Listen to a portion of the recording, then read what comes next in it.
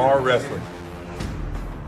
Olympic Hero Kurt Angle, and you're listening to the We Are Wrestling Podcast. We Are Wrestling Podcast.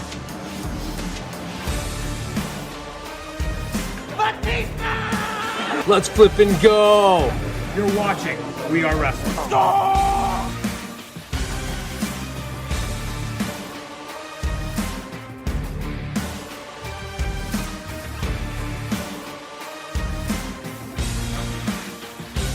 I'm the host with the most. You are by far the least intelligent. What is going on? We are Wrestling Maniacs. Ben here, one half of the We Are Wrestling podcast. We Are Wrestling Podcast. Make sure to subscribe, baby. We are wrestling. What is up? We are Wrestling Maniacs out there worldwide. I'm the host with the most, Mr. We Are Wrestling himself, the best one Dottie here with. What is going on? We are Wrestling Maniacs worldwide. It has been here, one half of the We Are Wrestling podcast, and today we got a stacked ass show for you, y'all. Like the last few weeks have been good, but things could be better, and we are here, and we got a lot of cool shit to talk about, including some returns and some fucking news. But before we get into all that shit, Donnie, take that away, buddy. Yeah, this week we have a lot to recap. We have a lot to talk about. There's so much. AEW, WWE, and even somebody being sentenced for 17 years. But before we dive into all that good stuff, if you're not a We Are Wrestling Maniac yet already, and you're listening to the podcast, give us a 5-star review, not just any review, a best one review, and download the episode. But if you haven't checked out the We Are Wrestling YouTube channel, and you're not a part of the thousands of subscribers, we recommend you to hit that subscribe button now, turn on the post notifications. Videos be coming out of nowhere like an RKO, and of course you already know the grind is real. Dude, I'm so excited to talk about some of the shit we're going to be talking about tonight, because it is a juicy episode today, ladies and gentlemen. A very juicy episode. We got a lot of cool shit, including a big main event. So, Don, man, how was your week? My week has been pretty good, I'd say. I think it's, hasn't been bad at all. We're going into, the holiday season officially. And of course, I was out in Brooklyn while, you were watching Survivor Series here on, the We Are Wrestling YouTube channel. Yes, sir. Holding down the fort. Believe it or not, my team, we actually won. Look at that. Look at that. Your team won and CM Punk came back. It's a glorious weekend. Let's not forget, Randy Orton also came back, and the biggest return of the R-Truth. His childhood hero, John Cena, is rolling over in his grave right now. He did not see that shit coming. I know, he left just in time.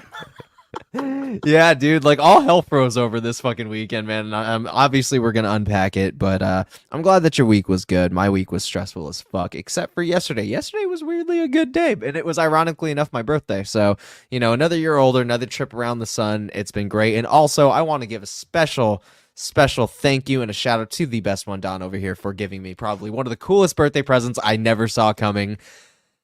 And I went to work sweating yesterday morning. Went to work sweating, dude. I was marking the fuck out, dude. Marking the fuck out.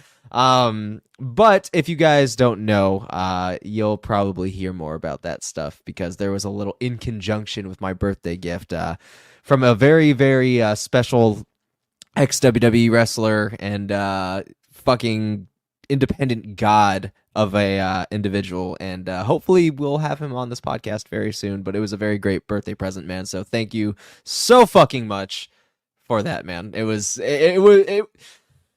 that set the tone for my day. I'm not gonna lie to you, it was very hard to not tell you or show you the video, dude. Which is why, guys, the big event made it that much more special hasn't come out yet to the We Are Wrestling YouTube channel, is because I was waiting for Ben's birthday. Because, in case you guys don't, actually, is that your highlight of the week? That's probably my highlight of the week, yeah. Okay, it's probably my highlight of the month. It was my highlight of the month. Your highlight of the month, so we're going to wait on that. But if you guys have not checked out the We Are Wrestling YouTube channel, we highly recommend it. because we have videos coming out of nowhere like an RKO. And of course, Survivor Series, we saw the big return of CM Punk. And I decided to do a couple rare reactions, which has been a minute. So over on the We Are Wrestling YouTube channel, we have 2 reactions that came out. We have the CM Punk Raw return promo and the Randy Orton promo and returning to Raw as well. And on top of that, a brand new episode of Hot Takes covering CM Punk returning and some of the Seth Rollins drama involved. Seth's not happy with any of these AEW dudes coming over. The only person he has not flamed yet is Jade Cargill. But we also haven't seen Jade Cargill yet. But at the same time, I feel like they're saving it for the Rumble. I think she's officially making her debut at the Rumble. It's going to be giving her Rumble, some time. 100%. They're probably giving her some time to get more like nuanced in the ring at the PC. But we're solidifying her essence, I guess. Yeah, we're getting the fact that she's here, but she's definitely making her legitimate in-ring debut at the Rumble, and I think she's gonna have like some vast eliminations, and we're also gonna be getting some match teases in that bitch too, which makes the 2024 Royal Rumble so special. It's gonna be huge, so special, especially now that Triple H is in the driver's seat. I think that this Rumble is gonna be must watch. Which, man, we're already planning the Royal Rumble watch along, and guys, it is going to be probably the biggest watch along in We Are Wrestling history. You thought that we had a lot of people for the last Rumble. We're already booking people. We're getting started. Yeah, dude. I think my biggest regret is they should have saved CM Punk for the Rumble. I feel like that she should have been number 30. Realistically, I feel like he should have been. I don't know. I kind of like how they did it, because honestly, I'm not gonna lie to you. I thought CM Punk was going to show up at the Rumble, so my expectations were very low. Even though it was in Chicago, I should have been, questioning myself, but I thought had a the Rumble feeling was the best spot. And the thing is, though, not to, get any skeletons out of the closet, but, for a long time, you and I specifically have, confirmed the fact that he was coming back to the WWE. Other people did not agree. But it happened, and I'm really, really stoked about it.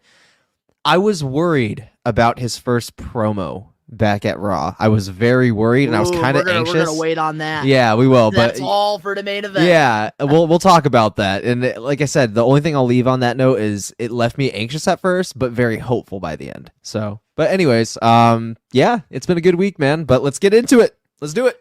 Yeah, and before we share our highlight of the week, we do have a huge announcement that we've been working on for a couple months now, and I feel like now that we're in the beginning of, the end of 2023, let's make this announcement. Let's do it. We Are Wrestling. We're going to be having a Patreon page launching in 2024, the new year. We're going to have exclusive podcasts. We're going to have bonus podcasts. We're going to have a lot of awesome things over there. So we will be, probably launching it towards the end of December. And we're also going to be doing giveaways on there as well. So if you guys are a big fan of, Ben and myself, highly recommend you guys to, join the Patreon. We want to, continue to grow the We Are Wrestling brand. And we feel like, this will be a great opportunity to connect with more of, the diehard fans and to give you guys more content, which is, what we love to do. Absolutely, man. We, like everybody else that watches these kind of podcasts, we're fans too. We're marks ourselves, and it's always a good time.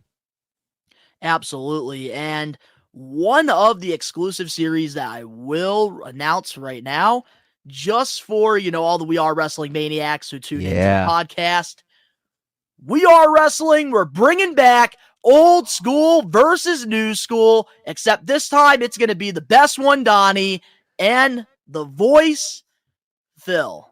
Yeah, absolutely. He is Blitzkrieg Pro's ring announcer, and the dude is the just voice of a the marvelous, voiceless, baby. He's a marvelous fucking dude, solid fucking individual, and I'm really, really stoked to see, not only the podcast return, but to see what kind of spice Phil's going to put onto it, if you know what I mean. Hint, hint. So, really, really excited for that announcement. I'm really excited for you guys to see it as well. So it's going to be great. Absolutely. We got lots of awesome things coming, and we're going to be announcing it throughout the month of December to hype up, the Patreon. So we wanted to share it first here on the We Are Wrestling Podcast 85. But now let's get into the highlight of the week. So, Ben, what was the birthday gift that I gave you? The birthday gift that was given to me, and it's my highlight of the month, honestly. And November is just so much sweeter now because of this. We're And in I've a already new watched month this. now. I've watched that video 1,000 fucking times. I'm not even kidding. I've already watched it like twice today. Like I've watched it 1,000 fucking times, dude, because honestly, dude, I was not expecting it at all. 2, that is somebody that I have admired for years, not only in just, in ring, but just character work and just also, work ethic and just everything in between and just, what it really all entailed. And the birthday gift that I got was a cameo shout out from none other than Paul London. He is a one half of the second longest reigning tag team champions in SmackDown history, and one of the most electrifying and just incredible entertainers. And I got a happy birthday and an accepted invite onto the podcast, so you guys can look forward to that in 2024. And I'm really, really hyped about it, and I'm excited to say thank you in person. So thank you so much again, by the way, buddy. Really, really appreciated that. And again, that set the tone for my day, bro. Like nothing was touching me. Like I had such a good fucking day yesterday. It is unreal. I even bodied Domino's at fucking 11 o'clock at night. I was hyped. Yeah, so guys, I, went to the big event in New York, obviously, earlier this month. Ben was bummed out that he couldn't make it because one of his favorite wrestlers, Paul London, was there thanks to our good buddy, Captain's Corner.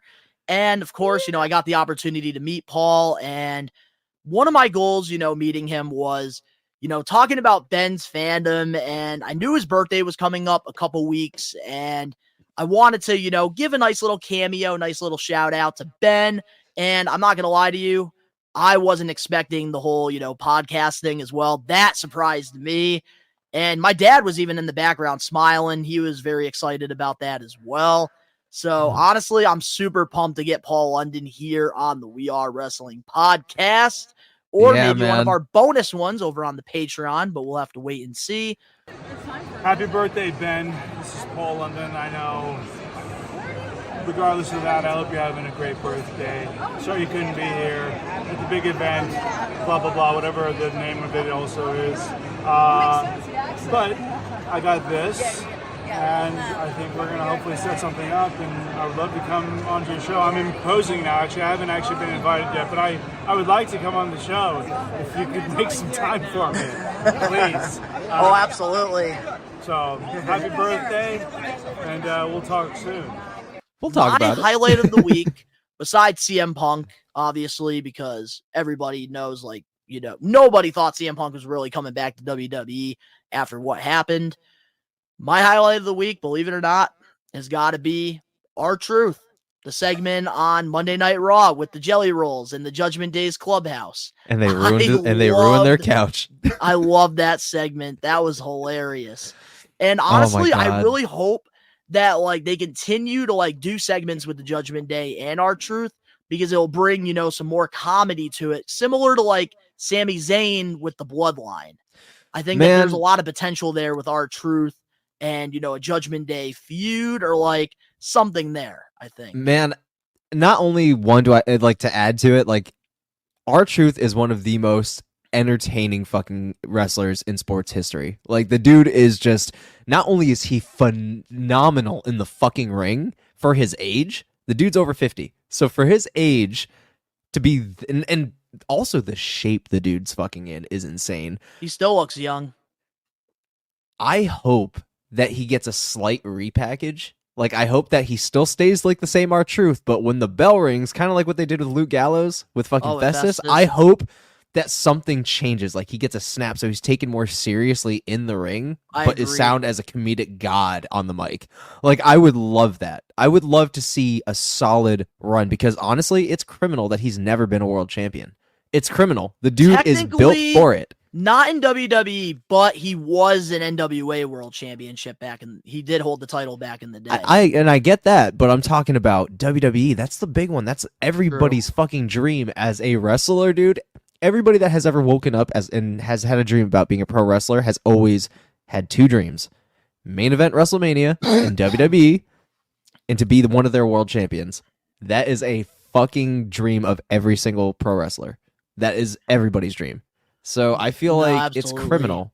I feel like it's criminal that he's never been a world champion, you know? And the dude is... I honestly was not only surprised, but I was hyped he was back, dude. Hyped, because he's been out for almost a year, right? Roughly? With a bad injury?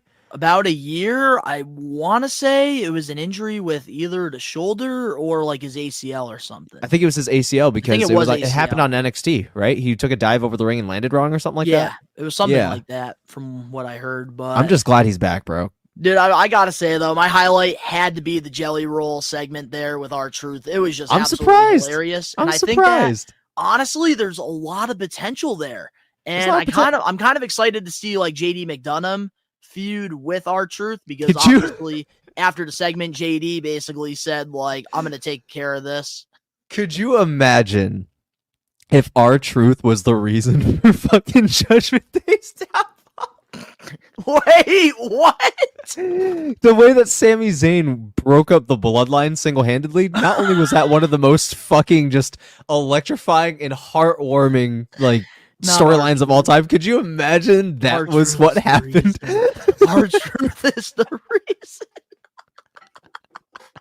The truth will set you free, but first it'll piss you off. No, but the funniest part about that segment was Damian Priest saying, "You got jelly roll, you got jellies on my cat in our clubhouse." That is so, dude. I loved it. R-Truth is one of those dudes that, like, I've always loved R-Truth, and I've always loved what he could do to add to segments and to add to feuds and stories, etc. But the dude has literally been operating on another level ever since the Brock Lesnar and Paul Heyman fucking promo. The dude has been operating on an entirely different level since that moment, and it just never stopped. The dude never took his foot off the gas. He's just fucking naturally hilarious, and it works for his character, but I hope he gets a push at some point. One of my favorite ones was Royal Rumble. R-Truth brought the ladder in, and there is nothing. But honestly, idiot, bro. I love it. For the getting put over segment, it might be R-Truth next week. That might be my choice. So no, fuck that. No, what? No. We're switching it up. We're switching it up. Today's gonna be R-Truth, and we'll do Eddie Guerrero next week. R-Truth, like it needs to happen. It needs to happen. So R-Truth will be tonight. All right, so later on, guys, on the We Are Wrestling Podcast 85, I guess we're going to be putting over R-Truth. And since Ben's doing that, next week, we will put over Eddie Guerrero. I will, sacrifice mine since he's going to do R-Truth. So, yeah, we're going to be doing that. So now, with that being said, let's dive into the We Are Wrestling weekly recap for the We Are Wrestling Podcast 85. Our first weekly recap. At Survivor Series, we saw the return of R-Truth. What's your thoughts on his return? But we're going to wait until the getting put over segment for that one, now that we're, switching things on the fly. And this time we're not live, because last week we were live, so we can make mistakes here. Mm-hmm. And cut it out. Happy accidents. As Bob Ross used to like to put it. So now getting back into Survivor Series, our first, weekly recap topic here. At Survivor Series, we also saw Randy Orton return in the War Games match, and this past Monday, Randy Orton still has receipts for the Bloodline, but Rhea Ripley warned Orton about the Judgment Day. What's your thoughts on Orton's first feud potentially being with the Judgment Day? Honestly, I kind of fuck with it. First off, let's start at the beginning. His return. I love how they built it up, and they really milked it, and they really had it feel special. I did like that at Survivor Series, how they kind of teased that he wasn't showing up. Yeah, I liked how they were just expect disappointment, and then all of a sudden big pop, and then even bigger pop at the end, and we'll talk about that in our main event. But can we first of all talk about how fucking yoked this dude looks? I have never seen him this fucking big. He's not even just shredded. He's fucking huge, dude. Did you see his goddamn bicep? The dude did his little fucking shit. Damn. Oh my God. And you could tell he was so fucking happy to be back. Like, just the crowd, man. Like, everybody's just selling for Orton was just incredible. And just how the match was just, like, set around his entire just arrival was incredible. The fucking spots where they all did the fucking, the DDT was incredible. Dude. And then, going over to fucking Raw. He's back. Daddy's home. Fucking his segment with Rhea Ripley. That was a great line in the segment. That was a great line. And the fact that, right after her fucking Survivor Series, he confirmed we're getting Orton until 2033. He's wrestling for 10 more years. He already said it, 10 more years in the WWE, man. I saw that at the end of Survivor Series. I'm really excited, man. And I'm so fucking hyped that we really got someone to nail this down. And the fact that he, like Taker, is another WWE day one that never fucking left and stayed loyal and always maintained a gracious spotlight, because he's not a dude that ever sees anything as a demotion. That dude is a workhorse to a fucking T. He's literally been in the tag team title card. He's been in the mid card. He's been having fucking segments with the likes of New Day, RK Bro, which was phenomenal. It's like Orton can do anything. So to see him in a big storyline building now and to have him potentially feuding with the Judgment Day, dude, Orton can literally do a fucking handicap match, a 5-on-1, and he'd be fine. I could see Orton just fucking delivering RKOs everywhere, bro. I think it's a phenomenal out of nowhere, idea. like these We Are Wrestling videos this week. Bro, he knocked down fucking Dom already, so who's next? Finn or fucking Damien? Or fucking JD McDonough? Who's next? Or even Mommy? Who's next? So that's the thing, though. Out of every member of the Judgment Day, the one that makes me really excited for Randy Orton to feud with has got to be Damian Priest. Obviously, during the War Games, I loved how they had Rhea come out and try to cash in the Money in the Bank, and then Randy Orton came in, ruined the cash in. So honestly, I would love to see a Orton versus Priest feud. I think that could really push and elevate Priest to a whole nother level. And honestly, like, I'm very excited overall about the Judgment Day and Randy Orton feud, because I feel like it's just getting a little repetitive, having Cody, Seth, Sammy, Jay. And now you've got CM Punk in the mix. So but now you have Randy Orton, who, anytime you put Randy Orton in like a storyline with anybody, it's more exciting. And I think that there's so much that Randy could do in a feud with the Judgment Day. I think another thing I'm really stoked about is the fact that he's going to be on SmackDown this Friday. Ooh, so the receipts are already also continuing, so it makes me wonder if it's going to be Solo or Jimmy. Yep, here's what I was going to say. I said this to the boys on the way home from Brooklyn. I think WrestleMania 40, because at some point, Randy Orton is going to be probably going on SmackDown because there's way too many people on Raw. I think that WrestleMania 40, it's going to be Randy Orton versus Solo Sikoa. Really? I think that we're going to get that match at 40. Yeah, because we're going to have Jay versus Jimmy, and then Roman versus whoever. Cody, The Rock. Probably. Yeah. So I think that realistically, like, Randy and Solo does make a lot of sense. And Randy pretty much mentioned the bloodline in his promo. So the end goal for Randy is to get his revenge on, every member of the bloodline. And I think that he's going to have to get through Solo first. You know that there's already... Roman. You already know that there's a fucking CM Punk and Roman match already planned? Yep, I heard that's going to be probably like SummerSlam around that time. Oh, God, I'm so excited. Anyways, back to the topic Finally, on something hand. exciting with Roman Reigns. Exactly, dude. I'm so fucking excited, dude. The fucking promo work between the both of them is going to be golden.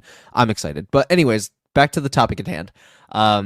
I'm absolutely excited for Randy Orton's return. The fact that we got another, guaranteed 10 years unless, something god awful happens, which I hope it doesn't. Really, really stoked about that news. The dude is single-haired. I understand his spinal fusion now because he's been carrying the company on his back for the last fucking at least 10 years. 100%. So, yeah, man. I'm really hyped about his return, and I'm excited for what. And am I wrong for saying this? I am, like, when it comes to Randy Orton, I'm more excited that we're getting a singles run with him than RK Bro. I feel like RK Bro, I don't know, it wasn't my cup of tea. I wasn't the biggest fan of it. I think I loved it. Randy is just so much better as a singles competitor. One, I fucking loved it because it was something different for Randy, and he really killed the whole thing. You know, anything that he's part of, like I said, is gold. But I am glad that he's singles, one, because obviously the other half of RK Bro is now gone. One, He's salty as fuck about CM Punk. yeah, he is.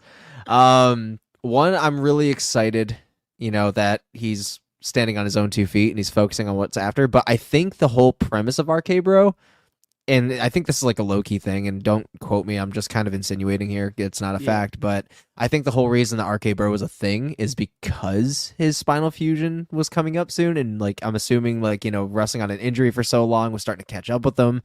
So to have putting some him support in a tag in there, team, it would protect him. yeah. So like getting some makes support sense. in there, you know, to really kind of be careful without as many bumps as he takes. You know, it gave him, you know, a very easy and organic way out to get the surgery, take the time off, and now, you know, the dude's a fucking Terminator now. So now we're He's a Terminator now. yeah. So now Perfect we're back. way to end that segment. But Exactly, now moving so on to here we the are. next, recap on Monday Night Raw during Cody Rhodes' promo. He was interrupted by Shinsuke Nakamura, who revealed Cody as his next target and shot missed into his eyes.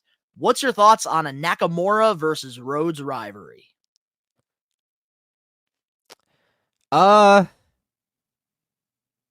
I don't know. Like, it just kind of seems random, I feel like, because I don't really see why Cody would be his target. Just because I don't even think Cody's really done anything with Nakamura recently. Like, it just kind of came out of the blue. Yeah, it was definitely out of the blue. So that's why I'm like, you know, like, this is the feud we're getting going into the Rumble. Like, I'm glad that Cody's in the Rumble, and you know, he declared himself on Monday, and I feel like we're finally in Rumble season. But it feels weird because I'm just like, what the fuck's the whole point of this? Like, it makes no sense. Yeah, I don't know, man. I don't have much to say on it because personally, and this gets fucked up because I feel like I'm in like the alienated part of this, and I'm really not a Shinsuke fan. I really never have been. You don't like his work right now? I think his, you know, heel work is spectacular. I think that Triple H letting him speak Japanese makes him even more badass, cutting a promo, and people are really running with it and really letting it take, you know. What I love about this Shinsuke, and like this is something good I will say on it, because I love how just edgier he's gotten. He feels like an actual anime character right now, like the subtitles and all. Like, he feels like an anime character right now, like a boss character, like a villain. And I watch a lot of anime. I know you don't, but I watch a lot of fucking anime, so I can really appreciate this gimmick, and I can really appreciate where it's going. I am just not a big Nakamura fan, and I just said, like I said, it just feels very random. I would have rathered something else. One person that I would have rather seen him kind of feud with would be Karrion Kross, because they're both technical wrestlers. I know Nakamura's on Raw, Karrion's on SmackDown, but at the same time, I'm just like, I don't know. It just feels random. Yeah, no, I hear you, man. And honestly, I was very surprised that it was Cody. That was the last person I thought it was going to be, but I'm not going to lie. I actually really enjoyed the way they did this. They had Cody cutting his promo, declaring that he's going to enter the Rumble. And then obviously on the screen, we got one of those, Nakamura videos. And then, he comes from behind. I honestly really liked it. But the only thing I don't like is that, I'm a big fan of this new character, push with him. Yeah. But it seems like they're not letting him get over in these rivalries. And I feel like it's, through time, it's going to hurt him more than, continue to push him. And obviously, Ricochet, he beat, which honestly, for Mania season, I would love for them to continue the Ricochet and Shinsuke feud. I feel like there's more there. But when it comes to Shinsuke, I don't know. I just think that him going against Rollins, he put Rollins over. Then, it's time that he got put over. Huh? It's time that he got put over. Exactly. And, Shinsuke, the same thing is going to happen here with Cody. He's going to, end up, putting Cody over. And which obviously, is fair because, right, they want Cody to be, the main event, probably finish the story and beat Roman. But I don't know. With Shinsuke, I feel like he needs to be in a long feud where he's going to win. I just thought of something. Sorry, Let us know. I'm baked. One, I had a massive thought. What if, and this is off topic of Cody Rhodes, but what if Shinsuke went over to SmackDown and took under Kairi, Io, and Asuka, and they made a stable? Oh. That would be fucking sick. That is a real possibility. That would be fucking sick. I just thought about that, especially since they're all heels right now. That would be fucking insane, bro. Moving on now to some AEW recapping. On AEW Dynamite this past Wednesday, Ric Flair and Sting announced that Sunday, March 3rd, AEW Revolution 2024 will be live on pay-per-view in Greensboro, North Carolina, at the Greensboro Coliseum Complex, which used to be the Madison Square Garden for the NWA, where in 1988, Sting faced Ric Flair for the very first time ever. And obviously with, AEW Revolution, that will be Sting's retirement match. Who should Sting's last opponent be, since we're getting close to that date? Darby Allin. I'm with you on that one. Darby Allin or anybody that's not Ric Flair. That's one thing a lot of fans are worried about here, because is that they're building a Ric Flair and Sting feud to end it? No, they're building a tag match. They feel like they're going to have Flair and Sting team up at Revolution, and that's going to be Sting's retirement. No. Mm-mm. I was I want to wrestle. Nobody wants to see you die in the fucking ring, Rick. Nobody wants to see that happen. If you have to wear a diaper in the ring, you shouldn't be in it. Again, I can't let that shit go. It's got to be Darby. It has to be Darby. It has to be. It's Since day one in AEW, Sting has mentored Darby. This would be the perfect opportunity to, put Darby over. I'm gonna say it. And y'all can fucking hate all you want. Go fuck yourselves. Fuck your family. I'm gonna say this right now. If Tony Khan puts Ric Flair anywhere inside a fucking ring, AEW is going down, and they're gonna eventually be no longer existent. Eventually, it's gonna get that bad. If you let Tony Khan keep running the show at that point, if he books it into a tag match, AEW's lost all credibility for me, man. At that point, there's no point, because you are allowing something not only dangerous, but just nobody's asking for this. Literally nobody. The only person asking for that shit is Ric Flair. It's the only fucking person asking for this, and I don't like it. He should have retired at Mania with Shawn. He should have retired not there. 2024. Bro, when I tell you that I am so fucking upset about Ric Flair even just being anywhere near a ring, has just got me seeing red, bro. You see, with Ric Flair, I'm never against wrestling companies signing legends to put over younger talent and stuff, but I'm Ric against Flair, this. But that's the thing, though. It doesn't make sense that, Ric Flair should be with somebody more I'm trying to think of an example here. In AEW, we do have some of those, narcissists, egotistical guys, and that's somebody I would try to pair Ric Flair up with, as a manager. Back in the day, Jay Lethal and Ric Flair, they have some chemistry. Get Jay Lethal out of the whole Jeff Jarrett thing and just have Ric Flair mentor him. I wonder what Rick's wife fucking thinks right now, dude. Which one? She must be exactly they all must be fucking terrified right now. All 10,000 of them. Oh fuck! Oh god, I feel like my heart stopped because I started laughing mid sneeze. Oh my god! Remember that? Half of that them photo? are 18 to 28.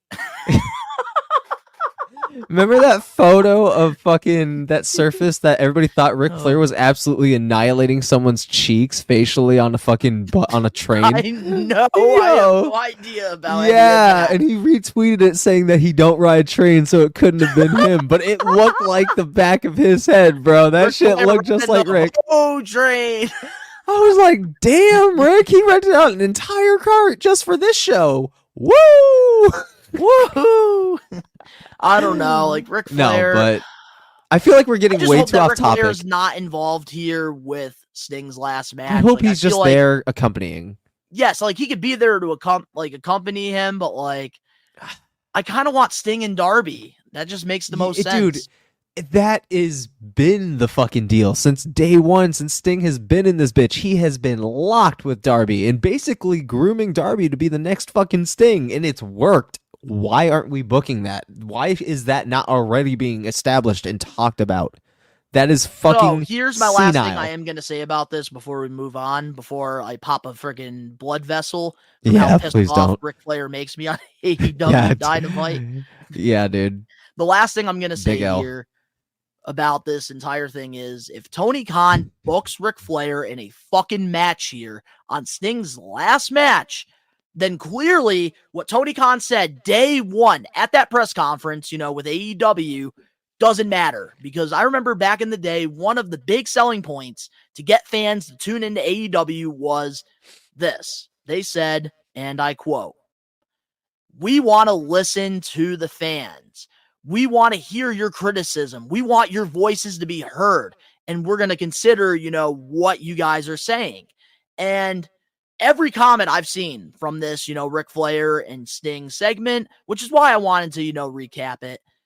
All I've seen is it needs to be Darby versus Sting. Get Ric Flair out of here. You better not put him in a tag match. Yeah, so I'm going to leave it as that. But our last weekly recap on AEW Dynamite, something that was actually very entertaining. It's official. Christian Cage will be defending the TNT title against Adam Copeland in Montreal, Canada. What's your thoughts on the segment this week? Fucking insane, bro. Fucking insane.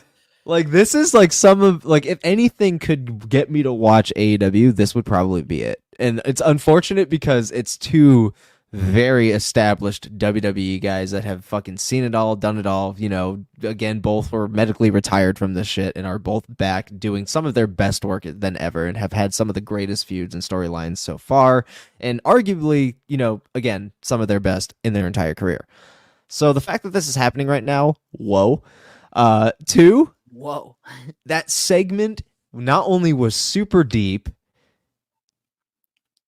it got me just loving Christian even more. And the fact that Edge sold it so well with the real raw fucking emotion and just his acting has gotten so much. And like, obviously a lot of that is real, that is real shit. His mom did unfortunately pass away. That was his best friend, his rock, the whole reason that he was able to do this in the first place. So obviously that is real, but the fact that he was able to go to that place on live TV, allow himself to feel that and use that as his scapegoat to fucking give us what we got at the very end of the segment. My God, it's so good seeing two fucking legends, real life best friends. Go fuck yourself. When you felt that when you break the fucking fourth wall and bring real life shit into this and have two real best friends feud in the ring to tell such a beautifully and organically crafted story, man, it just gets my shit tingly. And it gave me that old school nostalgic feeling of being like, of the whole reason why I became a fan in the first place. It's just, I loved everything about that segment, and I'm even more stoked to see the whole fucking match next week. Tony Khan, if you're watching this on We Are Wrestling on YouTube, if you're listening to this on Apple Podcasts or Spotify, or knowing you, probably Pandora. Oh, shit. Not Pandora. Can we get more segments and storytelling like this on AEW every week? I understand a lot of people are very excited right now about the Continental Classic. Honestly, with Bryan Danielson on commentary, I actually enjoyed it on Wednesday. But, man, AEW used to be so good back then. I remember being so excited to weird watch hearing back episodes then. of Dynamite. And now it feels like WCW in 2000. Like, it's so dark. Like, I remember back in the day, like, it had all the neon colors. Our We Are Wrestling podcast has more colors that pop out than AEW Dynamite, which is pretty sad because we're, like, online and, you know, they're on national fucking television. Yeah, so they don't even got a budget. We're on a real tight budget. While Tony Khan, he can blow all his money on fucking Woo Energy. I am fed up with the way AEW has been doing their shows, and I can't wait to dive into the whole QT Marshall thing later on during the weekly news. But when it comes to, you know, Christian and Adam Copeland, man, like, this is one of the best things going on in AEW right now, and probably one of the only 3 reasons I'm still watching AEW right now. And it's fucking sad because at the end of the day, I always say this on, you know, the podcast. I always say this on Hot Takes. I always say this on social media. I want all of these wrestling promotions to succeed because at the end of the day, we're, you know, covering this shit. And, you know, of course, the more wrestling is striving, the better it is for everybody in this community, the fans, you know, the journalists, and of course, you know, the wrestlers as well, because they're able to put, you know, food on the plate. They're able to put a roof over their head. And we're rooting for all of these wrestling promotions to succeed. Yeah. And, you know, like Ben is, you know, somebody who's been criticizing AEW for years. And it's not because he wants them to fail. No. It's because he wants them to succeed. And that's the problem here. We are giving constructive criticism. And Christian and Adam, why can't we be getting more storylines like that? Fucking hauntingly compelling. Like that. That is the shit that makes you want to tune in next week. That's what I'm saying, man. Like that is the type of shit that makes people want to turn that shit on next week. That's how you can maintain viewership, is compelling storytelling. Breaking the fourth wall is okay sometimes. Do it with class. Character development. The fact that we got Edge saying "go fuck yourself" on live TV is insane to me, and I felt those words echo through my bones, and I got chills, bro. Like that is just, and the fact that when he stepped away from the ring, he was really owned into Hollywood and acting, and you know, going on TV. So he's really crafted who he is as a performer even more, and that segment felt elevated, bro. And I'm just like, dude, that wasn't even like long. He didn't even say much, but I felt all of that, and I believe him. I believe him, bro. Like that was one of the shortest and sweetest promos that he has ever cut in his entire career, but arguably was one of the loudest and most compelling. And he didn't even have to say or do much. And that's the thing, man. Christian Cage, I've been loving his work as a heel ever since, you know, he's turned heel, especially now. Arguably best work in his career, period. And, you know, the prodigy Nick Wayne, which, by the way, I am very excited that, you know, AEW did trademark Nick Wayne's independent, you know, tag team name, which means potentially we could be getting Jordan Oliver in AEW pretty soon, which I think that would be a really, you know, good move. Somebody to definitely, you know, go on IWTV and check out. He did some stuff for, you know, Blitzkrieg Pro, one of, you know, We Are Wrestling's, you know, proud sponsors and partners here on the channel. And honestly, man, I'm very excited to see like where this goes, because I love what they're doing here with Luchasaurus, and I really love what they're doing here with Nick Wayne a lot. I do too. And the kid's only 18. The sky's the limit. Hell yeah, man. He's 18 and he's already had like a very colorful career so far. I mean, he's already been, you know, he got very blessed to have had a father that was a legend in the indies. You know, are you talking about Christian Cage? Shut the fuck up. You know, but he's already had a colorful career, so the fact that he's able to do this so early on and already, you know, get into more of the big leagues very early at the ripe age of 18 and is already sat next to so many fucking legends and has had so many great angles with all of these fucking legends. By Edge. Took a fucking chair shot by Edge. That's crazy. Got a concerto? Like, dude, like, what the fuck, man? Like, this kid Almost is let his living mother large. Get concertoed. Let's not talk about his mother, okay? This is a family podcast. We do not talk about his mama, okay? But anyways, Wife listen to all the maniacs. Do not ever concerto your mother. fucking idiot. Oh my god, dumb. But yeah, I'm really, really hyped on it, man. Really hyped. Maybe if your father's like Christian Cage, then you can consider doing a concerto. He's everybody's father, bro. He's the world's greatest dad. He is the world's greatest dad. He's misunderstood, Father's just like Day. Dirty Dom. Father's Day is actually Christian Cage Day, y'all. Christian Cage, I love that. Absolutely love that. But up next, we have the Comment of the Week segment, and of course, the We Are Wrestling weekly news. We'll be right back with more We Are Wrestling Podcast 85. What's cracking lacking, everybody? WWE Hall of Famer, the Godfather here, and you're listening to, that's right, you are listening to We Are Wrestling Podcast. Check them out, man. Stay on that smoke train. Are you looking for wrestling content? Well, We Are Wrestling provides everything pro wrestling. The best one, Donnie, Gins, and the Load Rager Ben, are wrestling marks like you who love this sport. We Are Wrestling has it all when it comes to wrestling content. We have different podcasts, vlogs, reactions, full wrestling matches, live pay-per-view watch-alongs, interviews, predictions, and so much more. Only on We Are Wrestling. What are you waiting for? Subscribe and become a We Are Wrestling Maniac now. We're back, and every week here on the We Are Wrestling Podcast, we do this thing called the Comment of the Week. And of course, if you want to get your comment featured here on the We Are Wrestling Podcast, all you got to do is just comment on, any of our social media posts, or especially a We Are Wrestling YouTube video.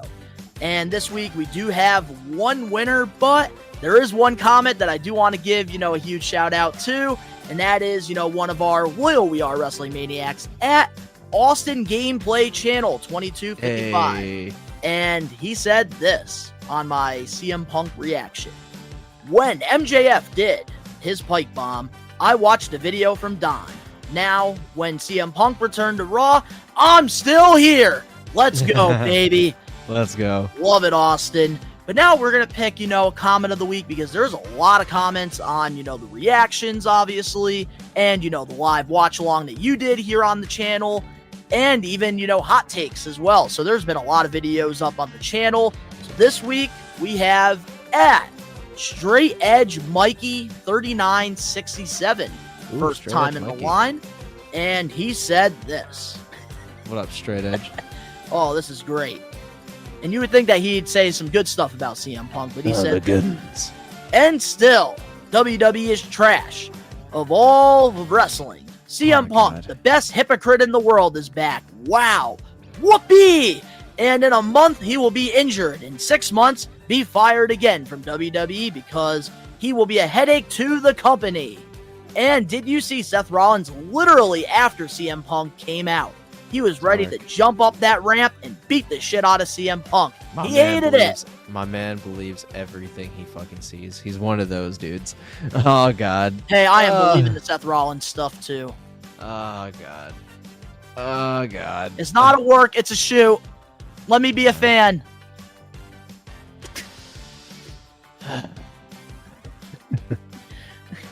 Oh, man. So what's your thoughts on that comment of the week, huh? I think it's kind of obvious that Homeboy is clearly very mad. But all I can say is take a walk. God damn. Bless you. Take a walk, Sneeze. get some fresh air, and calm yourself. It's just wrestling. It's just wrestling. It's The best all part good. about that comment of the week was the whoopee! All I can That hear was the is first fucking time. Ric Flair just going, woo! Except Straight Edge Mikey's going, whoopee! Whoop-de fucking do. Yeah, but I don't know. I think that this time around, at CM Punk, it's going to work out. But obviously, we're going to talk about that in the main event topic. But congratulations to Straight Edge Mikey whoopee on the comment of the week. If you want to get your comment featured on a future episode of the We Are Wrestling podcast, all you got to do is go comment either on our social media posts or our We Are Wrestling YouTube videos. But now, let's dive into the We Are Wrestling weekly news. You ready? Let's do it. Alrighty. Now, oh man, this one, we do got some details here that I got to read to you. So, on November 27th, 2023, earlier this week, Tammy SYTCH, formerly known as Sunny in WWF, had her sentencing for a drinking and driving incident with a suspended license that happened in March 2022, killing 75-year-old Julian. The maximum sentence for the charges she was facing was 25 plus years.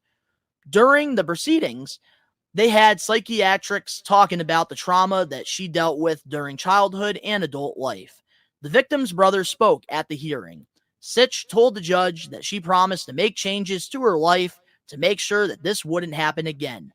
She cited the downfall of her life was the death of Chris Candido, who she used to be with. Yeah. The judge has sentenced Tammy to 17 years in prison with 8 years of probation once she's out. On good behavior, she could get out in 15. What's your thoughts on this, and do you think justice was served in this case? Man.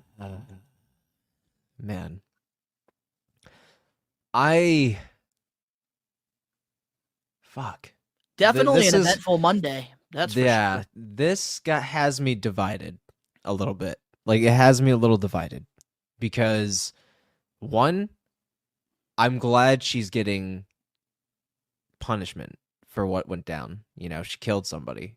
You know, it's not a laughing matter. You know, it's as serious as it gets. But it's an eye-opener because do I think she's a careless murderer? No. Do I think that, you know, she definitely deserves this? Abso-fucking-lutely. Abso-fucking-lutely. She was drinking and fucking driving on a suspended license. You just broke massive laws. And remind you, too, like, if you go back into her records, like, she's had chance after chance, DUI after DUI. And she continues to, you know, make these mistakes. And I'm not giving her, you know, I'm not giving her any kind of justification for what happened. You know, is it a good wake-up call? Abso-fucking-lutely. Because now you're forced to face this shit.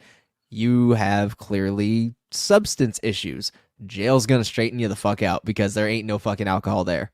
There ain't nothing there unless somebody sneaks some shit in for you, but if you're trying to get out, yeah, or if you're trying to get, I know, you've been watching a lot of Orange is the New Black, I know. Yes, I have. But anyways. 3. Yeah, I know, the fermented honey. After they got rid of Officer Mendez, I haven't really watched it. Porn stash? Yep. Oh, yeah. Yeah, you like that, right? How they framed He's my favorite his ass? officer, man. He's fucking hilarious. Yeah, unfortunately, John doesn't come back when he leaves. Anyways, sorry if I spoiled that for you. Yeah, he doesn't come back. I already knew. I looked it up. He doesn't come back. He doesn't like make any cameos or anything like that. Once he's off the show, he's just gone. But yeah, no, I think this is a good wake-up call because jail will straighten her the fuck out because she's gonna have to detox. Now, as to what got her to this place, that's where I'm divided because I know what would happen to me if I lost the love of my life because she was with Chris Candido for years, bro. Like they were inseparable for high school years. sweetheart. Yes. So I'm saying if something happened to Ash, and mind you, I've known Ash since 2012, but we got together 5 years ago in a couple weeks. This is our 5-year anniversary. Mm-hmm. I know what would happen to me if something like that happened. I know what would happen to me because I cannot imagine a life without her, and it's almost unseeable at this point. And I don't know if something ever happened to her in that capacity. I don't know if I'd ever fucking bounce back from that shit, and I know how it would destroy me. So there is where I'm divided because I know what it's like to love deeply. I will add something to that because I totally get where you're coming from. And I feel like, the thing is, like, I understand, where she's coming from because obviously, her and Chris Candido, they're high school sweethearts. And Mm-hmm. she got into the wrestling business because it was his dream and she didn't want to, be, at home, studying to be, medical. I think she was supposed to go to school for nursing. And she didn't Mm-hmm. want to, be at home while Chris was on the road because obviously at that time, a lot of these, superstars, they would, cheat on their significant other. And she went on the road and then, got, caught up in the party life and, Mm-hmm. trouble. And the And then thing I once he don't went, like about he was this, explosive. because I think a lot of people are downplaying, the fact that, her life did, It pretty much drastically went took a turn. upside down when, he passed away. But at the same time, you also do have to consider the fact that Tammy, she did cheat on Chris throughout their entire relationship. And, also using Chris Candido as an excuse, almost 20 years later, you can't be, using the same Oh, excuse. Like there's a time and absolutely. place you have to, It comes self-reflect. to a point. Yeah, that's what I'm And saying. It comes the to a point first where pro- the accountability is first huge. step of recovery, man, is, owning up to your problems. Mm-hmm. And that's what I'm saying. Like And now she it's hasn't like done that. it comes to a point where you have to take the accountability and really face it. And it's like you got yourself here now. Like you could have spent that time healing and bouncing back. But at the same time, I know what it's like to have a horrible fucking mental capacity. Yeah, of And course. that's where And I I'm get that too, divided. because I also deal with a lot of mental health issues. That's as what I'm well. saying. That's where I'm super divided. But at the same time, I am very happy she is getting what She deserves. she's getting. It's justice is being served. And the fact that, she's got 17 years ordered, but could get off in 15 if good behavior. But she also has an additional 8 years of probation. So she's going to have to keep a steady pace even after the fact. And she's never going to be able monitored. to drive a vehicle ever again either. That Yep. was, She has a stated PR in now. court. Yep. Yep. She's in. It's PR now. Probation officer. And PR, that's the rather. thing I will say. Like, obviously, I really do hope that Julian's family, they got the justice that they deserve. I hope they feel that way too. I really do hope they feel that way. That's the most important thing, obviously, because a lot of people aren't talking about Julian in this case because Somebody obviously fucking died, Sunny. bro. She's, been on, television for all these years. She's been in, WWE. So more people are talking about her than what actually happened. And that's the sad part about this entire case, which is why, we are wrestling, we do send our heart. Condolences. We send our condolences, to Julian's family during, this time because that is tragic. It's, sad that, an innocent person, died because, Tammy, unfortunately, was, 3 times the amount, drunk on the road. Fucking Christ. Yeah, that's what I'm saying, man. And it's like, just sad. And honestly, like, I think that she's had, chance after chance. And I think that now, this is, she's hit rock bottom officially. Mm-hmm. And I think that, if, 15 years on good behavior doesn't teach her, then nothing will. Yep. She's pretty much in jail until she's 66 years old. Yeah, dude. Yeah, she ain't getting any younger. And she's I hope the best outcome happens for everybody involved. That's all I'll say to close it off. And that's the best way to close it off. But moving on now to, some, sad news as well. Back in the wrestling, world, MJF is dealing with a real injury. The good news is he won't be missing any TV time nor plans to get surgery to fix, some problems he's been having with his shoulder from his match with Jay White at Full Gear. And he is still slated to defend the World Heavyweight Championship against Samoa Joe at World's End. And he's also dealing with a lot of pain in his hip as well from earlier in the night during his Ring of Honor tag match. That was fucking useless. What's your thoughts on, MJF's, injury and, going into World's End, defending that championship with, some pain? One, I respect any wrestler that wrestles through actual injuries. because depending on the severity of it, it could be career threatening eventually. And obviously an injury causes stress on your body, and enough stress could make things a lot worse and progressively could do some more permanent damage. So I salute anybody that's willing to give up a lot of natural function for, what they love and for the fans. But at the same time, it's like we know where this is headed now. Now it's kind of predictable. If he retains at World's End, I'll be fucking surprised, because it doesn't sound good. Shoulder injuries, that's the motor of your movements right there, man. Like, that's a big deal. And if that ended up being utilized, and if one unsafe move happens, that could cause a lot of really rigorous harm. And I'm worried.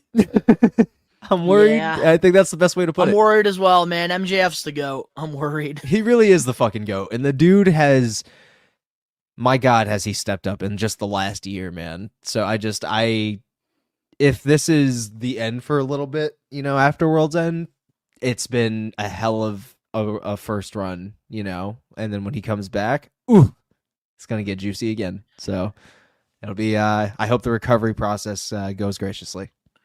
I do as well, and this is where, oh my goodness, I feel like you right now criticizing AEW. I am not happy about this, because I think if MJF wasn't doing 2 matches on the goddamn pay-per-views, then we wouldn't be dealing with these injuries right now, would we?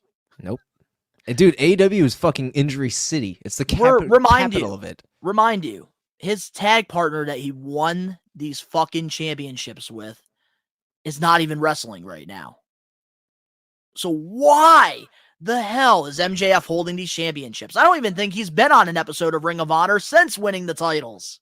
That's what I'm saying, man. It's one of those bad booking decisions, bro. It's Tony fucking Khan. No fucking structure. Bro has so many plot holes that he can't even fucking fix, bro. It's ridiculous.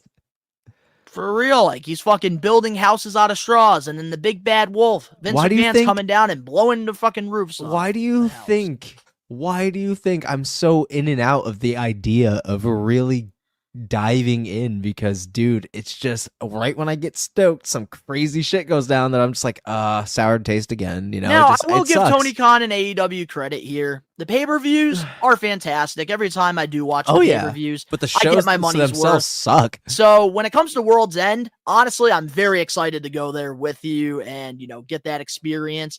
Put a nice little vlog out on the channel. I'm very excited for it, but stoked. Man, these shows, they need to step it up. And MJF getting hurt, I totally blame it on this whole Ring of Honor bullshit, because if he wasn't, working so damn much, and overworking himself as well, because he's got to be conditioned for 2 matches, and that takes a lot out on your body. And he's young, but the dude, if he keeps keeping up this pace, he's going to be injury prone, and then he's not going to function right in his prime. So it's just, don't over fucking exert yourself. And that's where I'm saying AEW is fucking dangerous for that shit. Yeah. And I don't know what Adam Cole's done to this man, all right? He's literally changed MJF so much, in this time period, believe it or not. MJF is dating Tits McGee right now. I remember that. MJF is wrestling every week now. And there's pay-per-views where he's wrestling not once, but twice. I remember when he was a heel, he would only wrestle the pay-per-views, and then he would have his opponents, have to go through like 5 matches with friggin' people to get to him. What happened? What the fuck happened? And I will say this. The one thing I don't like either about all of this with MJF is, with this feud with Samoa Joe so far, why are they not taking advantage of MJF going into 2024, as a free agent? The bidding war. Because MJF should be on here saying, because I believe, when he cut this great promo this past Wednesday, he pretty much said, I'm going to go through this final battle, and then, I'm going to be still the reigning champion, this and that. And it's why don't you say, okay, I'm going to, end this reign for Samoa Joe, and I'm going to take this championship, and I'm going to leave. I'm a dip. It would make it more exciting. He could pull a CM Punk, yeah. Exactly. And honestly, what I'm hoping, though, happens, MJF does beat Samoa Joe. He takes the time he needs, tease the whole bidding war of 2024, because obviously, I think we all know at this point, because they were not able to keep it under the radar, he signed with AEW until 2027. We talked about it last week on the live episode. And I just think that let him, recover. AEW crown a new champion at, Revolution. Then, when MJF is ready to come back, you can have him, go face to face with whoever the champion is. And then there you go. Massive. You could do a brand split. Yeah, that and you have two world champions. You have one on Dynamite, you have one on Collision, and there you go. You can start having structure, but that's not going to happen. Nope, it's AEW. It's a fucking scramble every week. Yep. So moving on now to the next topic we have here. We're going to go with WWE. We did have an AEW one above it, but yeah, I need to give myself a little break on this AEW shit here. Let's go. WWE doesn't want any more talent leaving. According to the Wrestling Observer newsletter, Dave Meltzer noted that there's a lot of movement in WWE right now as far as they don't want to let anyone leave. That's fucking hilarious to me. And there's lots of people who are being offered very big money. That is besides just CM Punk. But other people who are being offered very big money, much more than they are making to stay. What's your thoughts on WWE trying to keep all their upcoming free agents going into 2024? It's fucking hilarious how night and day the Vince era and the Triple H era is, because in the Vince era, the dude loved cutting everybody every fucking week so he could have a fatter wallet. You're fired. Triple H over here just like, how much you want, boy? How much you want to stay right here? Now he's taking a page out of Tony Khan's book right there. He got UFC money now. He's got the UFC money. He got UFC money now. I don't know. I think Dana White's taught him a few things about ripping off his fighters and performers. But the thing is, though, he's not. I know Triple H is paying him. That's the difference. Dude, when I tell you, man, that WWE's been the best it's been in at least 10 years is incredible. Maybe even longer. 10. Actually, yeah, 10 I would say years. like 12. I would say like 12, honestly, I'd say realistically. Like 10. 10's a fair number. Yeah. After CM Punk left, it kind of got a little stagnant. And that was about 10 years ago. Because it got better around, I would probably say like 2019, like the man era. Like I would say like around 2019 it got better. I don't think so. For me. I think once the Thunderdome era was over, that's when, the momentum picked up, I think. I feel like that's when it exploded. I think the momentum really blew up at the Royal Rumble 2020.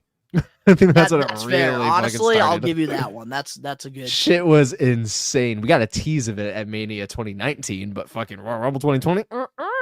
But yeah, no. Now I think like Triple H is kind of taking a page out of Tony Khan's book here, because now that they stole CM Punk, they don't want the same thing to happen with one of their talent going on AEW. Look, Triple H said, how much you want to say? Triple H right now is playing chess. Tony Khan is playing checkers. And I think Triple H, is like done with this whole AEW I'm thing. sorry. So I think his goal is to try to keep everybody down. Well, the roster is fucking stacked now. Like, they even got CM Punk. Like, they got CM Punk, Randy Orton, fucking Seth Rollins, Roman Reigns. They got fucking... The Judgment Day. They have all of this. Like, dude, this tiny... Because, like, dude, if you think about it, dude, WWE's roster is fucking microscopic compared to AEW's ever-growing fucking ant farm. That shit is ridiculous. That shit is fucking ridiculous, bro. And he still has all this talent, no fucking idea what to do with them. But then you got fucking WWE, who's got stacked fucking established talent, established storylines for the most part, enjoyable beyond fucking enjoyable PLEs, and their weekly shows are pretty fucking great. And now it got even fucking better. We got CM Punk in this bitch and Roman Reigns on the same. Raw is stacked right now, bro. Could you imagine CM Punk and LA Knight? Oh my god, I'm fucking simping right now, dude. It's and just a year ago you were saying fuck Phil Brooks, because dude, when you have a place that is so open to just creativity, and then you have like the dude who is like kind of just WWE bred, because that dude just is obsessed with established storylines and letting it cook, which WWE is known for. And if you're throwing this dude who is basically a locker room leader at this point. Like, he really is a locker room leader and a veteran. Yeah. If you throw him to a place where there is no organization, obviously it's going to fucking implode. And I will admit, at first, I thought it was a CM Punk thing. I really did. I got so tired of it. I got so sick of it because all it was say negativity. I am gonna cut you off here. Bill was right. I was not gonna say Phil. I was gonna say this though. Bill was right. I think and I stand corrected. Okay, but here's the thing though. I'm talking about everybody in the pro wrestling community that, was blaming CM Punk. I think a lot of people started to change their opinion about it when Mark Henry went on Busted Open Radio and pretty much said, like, it's not like AEW now. They think it's going to be all rainbows and sunshine, when CM Punk leaves. And now that CM Punk's gone, we're still seeing drama happen. We're still seeing, like, everything crumble down. It's a and fucking now jungle, they bro. Can't blame CM Punk. And I think that's where, a lot of people are realizing, Mark Henry was right about his statement. I think, and you can quote me here, and I think this will age finely. And I'm going to say that here with the utmost confidence. And if I'm wrong, holy shit, I deserve the scrutiny that I will receive. But I'm going to say this right now. CM Punk will officially 1,000% rebuild his reputation in WWE. Yep. And he will be 100%. known officially as the greatest of all time. Man. Absolutely. I totally agree with that. And honestly, with WWE, trying to pay talent, I feel like it definitely makes sense. It's why good. They want to People do it. It's paid. great for the superstars. It's phenomenal. Great. That's what I'm saying, dude. Like, they're getting a fucking payday, and I'm loving that. I love that for all of them, dude. Like I said, I am never a fan of when somebody loses their job doing what they fucking love. And that was and I've always said that on this show, is I'm never a fan of somebody losing their job. And with Vince, that's all that was fucking happening. So honestly, like, I really do hope that, like, I'm happy that these wrestlers, these superstars are going to be getting a payday, but if it's somebody that's not being utilized, like if they're on Main Event or Superstars or, eating a lot of food and catering, I feel like they should, like, I hope that they're not the ones that are getting re-signed to these big contracts.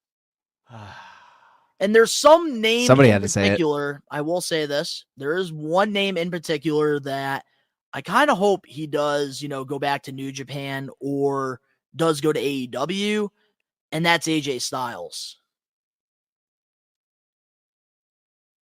That's a hot in take. 2024, because That's a hot take. he is supposed to be, an upcoming free agent pretty soon. And I do feel like realistically, he is going to get a payday. He's going to re-sign because he's happy, like, with the position that he's in. But I kind of hope, like, I do want to see an AJ Styles, like, outside of WWE again, because I feel like he's lost a lot of momentum the last couple years, and they're just not using him right. Not right now, no. But honestly, it is a good thing, though, for WWE. And I wonder, like, what's going to happen, because obviously, like, the big, person right now that everybody's talking about is Drew McIntyre. Like, are we going to be seeing a payday from him? Oh, yeah. Absolutely. And see him? Do you think he's going to resign? I believe so. Because he said that he doesn't plan on being anywhere else. So, yeah, I think he will. Alrighty. Well, getting back in the AEW, unfortunately. I'll let you Moving on now to our next topic here. I know, Ben, you're not really familiar with him, but I do want to get your thoughts on, some of the things he did say here. QT Marshall is leaving AEW. He posted a statement across his social media that he's no longer in AEW after January 1st. According to Dave Meltzer, QT has been frustrated with creative where he felt the company used to do great storylines, and he doesn't agree that putting on great matches with no story or build is the way to go about it. Something that New Japan Pro Wrestling does. So, I do got to ask you, Ben, do you prefer the storytelling style that we normally see in the US? Yeah, you don't even need to fucking continue. No, I absolutely love the storytelling, because that's what makes the match as great as it is. You can do amazing moves, you can do high spots all you want, but if there's no substance to the product, it's bland. I do agree with that. I think the only pro about, doing big match like feels like they do at New Japan is, the big events like the pay-per-views and stuff. Yeah. But when it comes to, the regular shows, like you can watch, pro wrestling anywhere. Like if I want to go watch, a solid, like match, I could just go on YouTube and search it up. But like with these shows, like you need to get people to tune in. And right now in AEW, I'm going to be honest, the only big storylines that have me interested right now is Adam Copeland and Christian Cage, and obviously MJF because I followed his career everywhere he That's went. literally the only two I care about. Other than that, I couldn't give a fuck less about anything else. And I that's also do unfortunate. like, a lot of their stars as well. Like I do like their, homegrown talent like Daniel Garcia. Wish they would do more with him. I also really like what they've done with Swerve, lately as well. It seems like he's picking up a lot of momentum. But I just don't really like the New Japan style. Like I understand it because it's more of like a combat sport feel to it. But I feel like in, At the the end of the day, US, there's no it doesn't longevity work. there. There is money to be made there, but at the end of the day, It's already been done like before. for me, what got me into pro wrestling, what made me fall in love with it, what made me, create We Are Wrestling was simply storytelling. These characters that were larger than life. That's what sold me. Those into are real life the sport that I superheroes for love. us, man. Exactly. And our good buddy Ricky, I don't know if he's going to send me the video on time or if it's going to be good quality or not, but I do have him, sending us, a video or, a little clip here on, the style of New Japan Pro Wrestling, because obviously Ben and I, we don't really follow it, and our good buddy Ricky does, so he understands it more. So we do want to hear his perspective on it. So roll the clip. Tell me when I'm telling lies. It's me, Ricky Williams. I'm not mad at that. No, Ricky! Bullshit! Tell me when I'm telling lies. It's me, Ricky Williams. What's up, We Are Wrestling? This is Ricky. Shout out to Donnie and Ben. The difference between WWE and New Japan Pro Wrestling storyline, in my opinion, WWE, it's more about entertaining. It's really predictable with WWE, if you think about it, because there hasn't been any great storylines lately from them. But also in the process, it's also like, what's that word? It's also intriguing because sometimes you'll be surprised in what they do. But the only storyline that's been active and relevant the past 3 years has been the Bloodline. So, but it's always intriguing for WWE when it comes to their storylines. I think they make theirs quickly and somewhat. It's always predictable. At the end of the day, New Japan, extremely different. Like they got long-term storytelling. Sometimes you can tell, depending on if you watch the product. New Japan storylines will take 2-3 years if they have to. The matches are beautiful. The matches are always going to be beautiful. It's going to be delivered. That's why one of the things I like New Japan, I'm a wrestling head. I like the matches at first. Always at first. It's like, you're not even going to know. It's always going to be a classic match. It's what it is about New Japan Pro Wrestling. It's all about the fighting. WWE's got the E for entertainment, but New Japan Pro Wrestling, but Pro Wrestling is all about the fighting, and the storylines are always in the match, and they're simpler. Gato always has a long-term plan when it comes to those storylines. New Japan, in my opinion, they got the better stories, and they treat all of their top stars extremely better. Okada, Tanahashi, Naito, Ospreay, before he goes to AEW. Even David Finlay. David Finlay's a mid-card guy, and they're treating him like a big star with his storytelling, and him replacing Jay White as the leader. But there's always long-term storytelling with New Japan. AEW is going into the New Japan Pro Wrestling style of storytelling.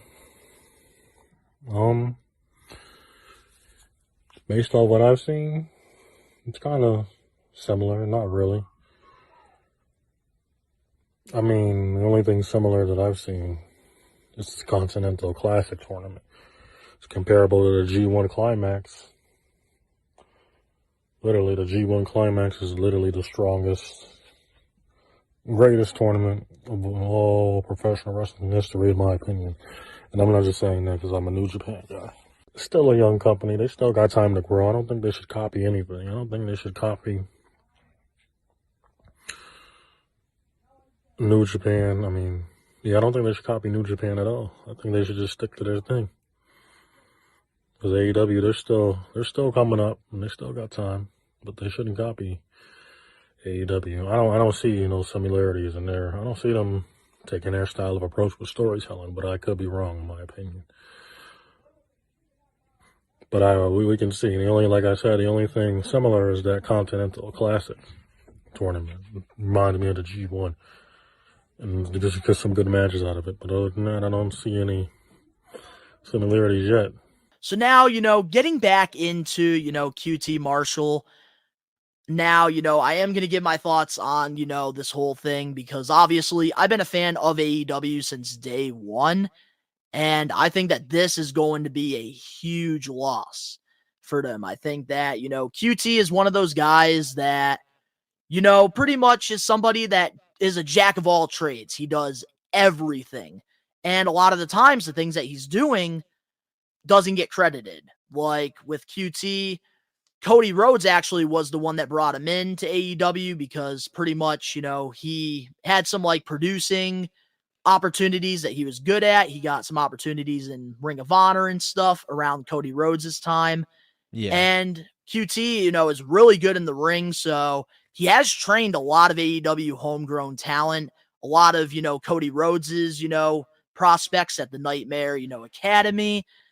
And I think that this is just going to be a massive loss. Yeah, them. honestly, it's like, why stay in a place, though, where you're undervalued, underlooked, and you don't even like the direction the company's going in, And that's okay, and there's no bitter feelings, but, if you're not getting used, might as well go somewhere where you're going to be properly utilized. And where it's going to be, who knows? We'll have to wait and find out.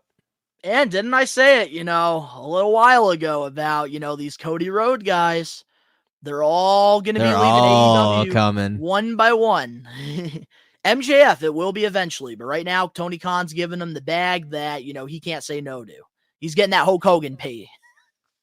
At a very young age, so he's very lucky. At a very young age. And obviously, if you're at his age, you're obviously going to take that money.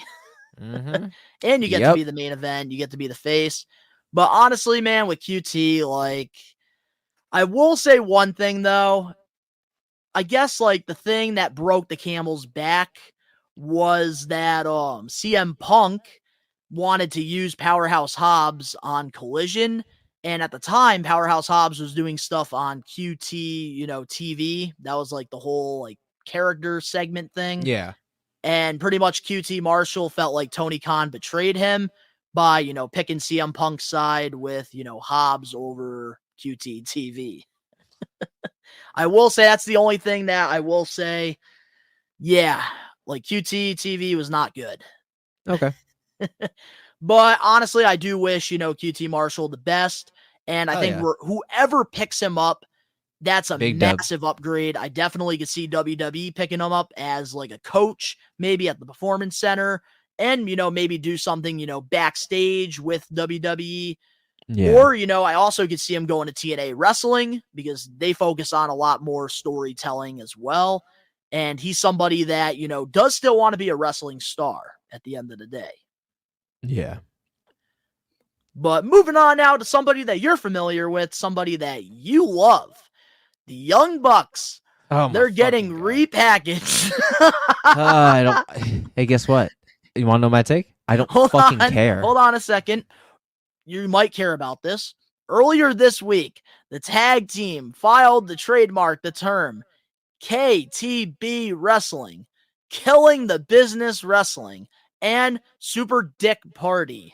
Meltzer noted, the first term is for outside AEW projects and is not currently part of the stable idea. So the Young Bucks, man, right now they're on a break, and it looks like they're going to be going in a full heel run because now they're letting the Dark Order do the Being the Elite show. Oh no. That is, yeah, no, I don't know.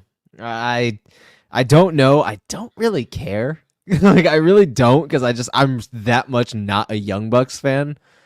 Like, I'm waiting for fucking Nick Jackson to come back bald. Then I'll be fucking talking.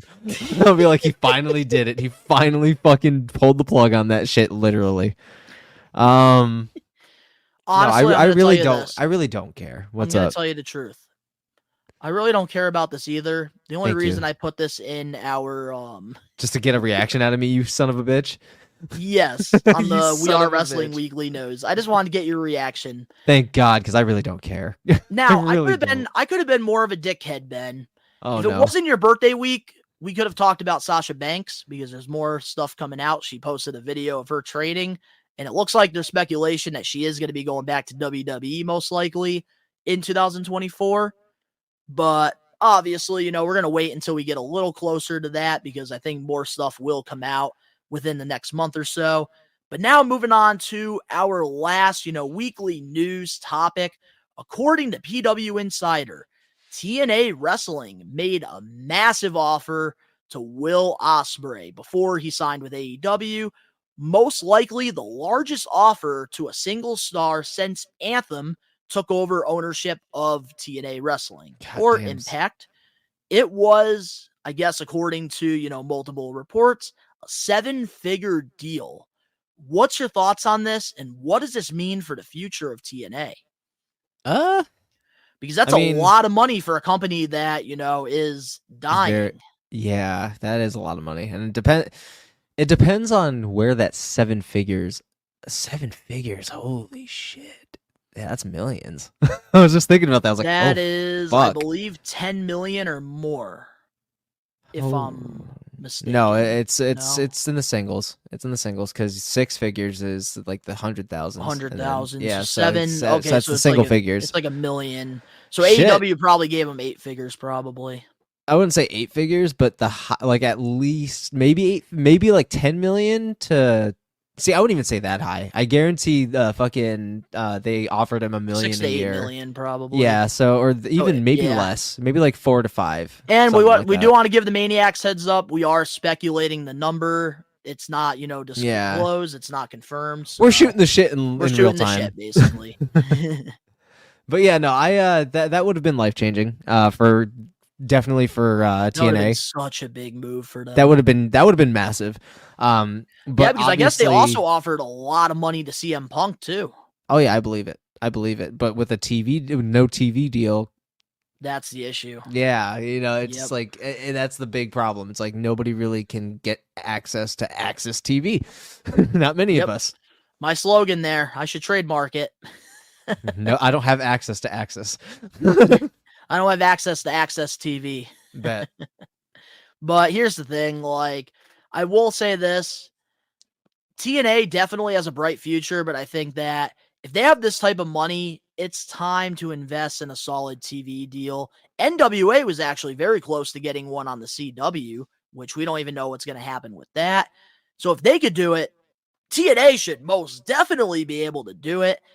I just think that, this is really good to hear because for a company that's dying to, being able to offer 7 figures, and this is, money that they haven't been able to offer, for years. Then how about that's a great move, and this rebuild has been fantastic. Then how about they take that money that they want to invest in that particular superstar and invest it in a fucking TV deal? Fuck. Yeah, that's how that's that easy. Invest it in a fucking TV deal. Boom, done. Problem fucking solved. And then once you've made that revenue, boom, problem solved. More wrestlers. But that's where homegrown talent has to step the fuck up. So other than that, and that's I think TNA, they have a solid roster. They just need to get a big name in there, and I think that everything will just float, which is what they need. But I think them investing more into the production side of it, they've already done that since Bound for Glory. But now it's time to push for that TV deal. And I think that will really help TNA, take it to the next level. And I think more talent will consider going to TNA over a company like AEW or WWE for, an opportunity. Because at the end of the day, they're all independent contractors. And of course, they're going to want to be seen by more people. So that's why, a lot of the times AEW, I feel like, does get flooded with talent because they're really the only second option in the U.S. market. Yep. Only profitable option. But up next, we have the Getting Put Over segment. And this week, we're going to be putting over R-Truth, the biggest return this week. And of course, the main event topic, CM Punk's WWE return. We have all the juicy details. We'll be right back with more We Are Wrestling Podcast 85. Hey, what's up, players? WWE Hall of Famer Teddy Long, and you are listening to the We Are Wrestling Podcast. And if you don't listen to it, then it's one-on-one with The Undertaker. Collecting has always had a special place in my heart, going all the way back to when I was a kid.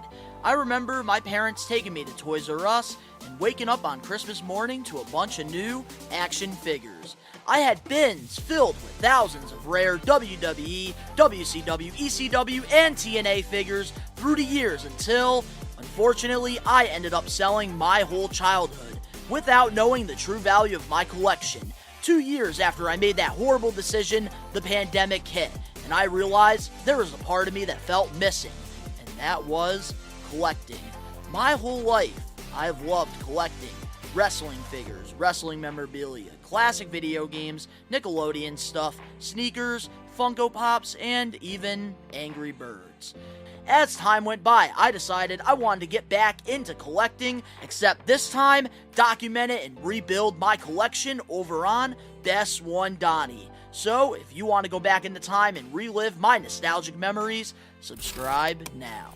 We're back, and every week we do this thing called the Getting Put Over segment, where every week Ben and I, we alternate and we pick one past, present, or future superstar that we put over. And last week, we put over Season 1 Tough Enough winner Maven. This week, Ben, who are we putting over? If you guys were paying attention at the beginning of the show, we switched it from Eddie Guerrero to R-Truth because, honestly, it was really good to see him again and actually get some good laughs and actually have him get a pretty big reaction for his first appearance back at Survivor Series. And then Monday Night Raw comes along with the fucking segment with Judgment Day in their clubhouse. And my him highlight of the week. The jelly rolls. Yeah, I'm saying, bro. That's what I'm saying. And we do want to give heads up to, the We Are Wrestling Maniacs as well that was looking forward to Eddie Guerrero. Next week, I've decided that we're going to put over Eddie, since this week we're putting over R-Truth, who I was going to pick for next week. So pretty much Ben and I, we did a trade. Yeah. So fuck it. R-Truth, man. R-Truth. Even for what he has accomplished in WWE, it goes without saying that he's one of the most entertaining superstars we've ever had. Like, that dude just operates on a different level of just spontaneous comedy, and it's just so fucking funny. And it's organically funny. It's like he's not even trying. Like, this is just genuinely how funny this fucking guy is. But if you can look past that and see his athleticism, that dude, for his age and for, however long he's been doing this, moves with such fucking grace. It's almost disgusting. I think it's like almost been 30 years now that he's had. Yeah, like I honestly, I don't ever want a superstar to be the next whoever except for themselves. But if there's anybody that could lace up Booker T's boots, it is definitely R-Truth. And that's why I'm kind of like, hey, they got the scissors kick. That just how fucking solid I just noticed they move that in the ring. Too. I have to put over the scissor kick here. Yeah, it's fucking a lot sick. Of people don't use it. I'm and surprised. It's fucking sick.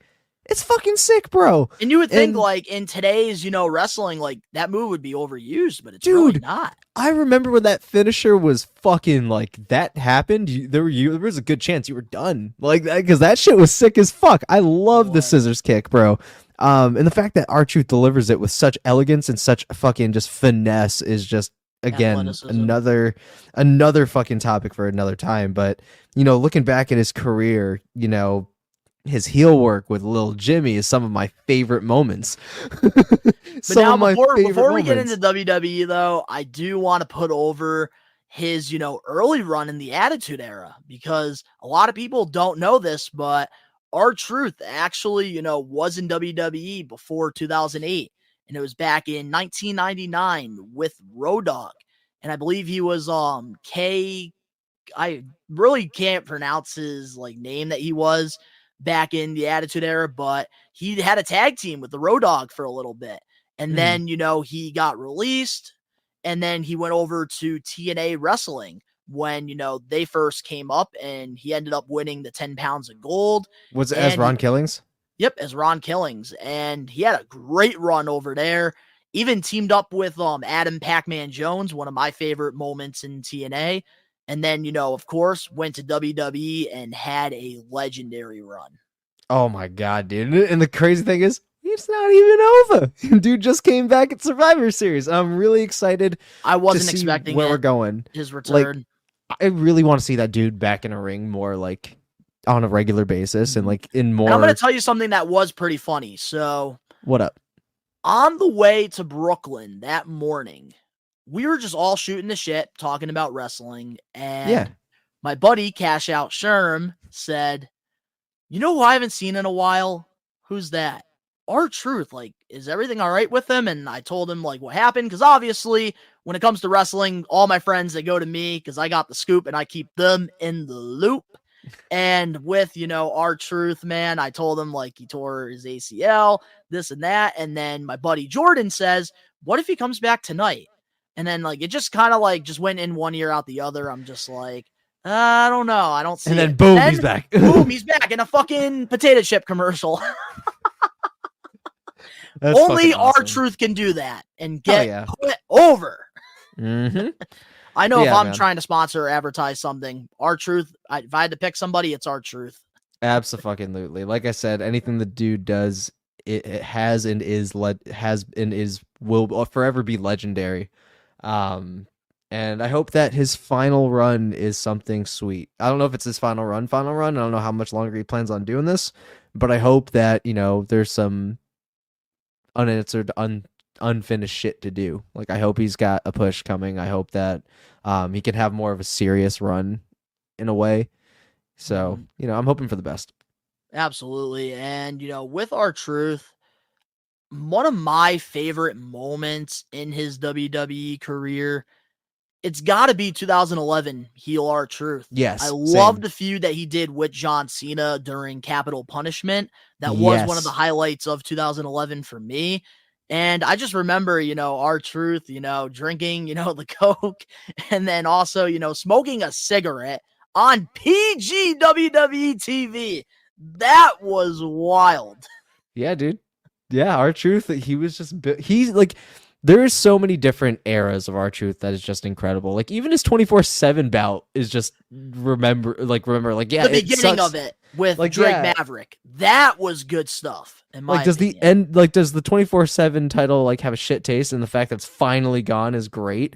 He made it fun. But the early days, him and Drake Maverick, it was actually pretty entertaining in my opinion. But after Drake Maverick and R-Truth, I think that's when it kind of got a little boring and just repetitive. I was never really into Drake Maverick.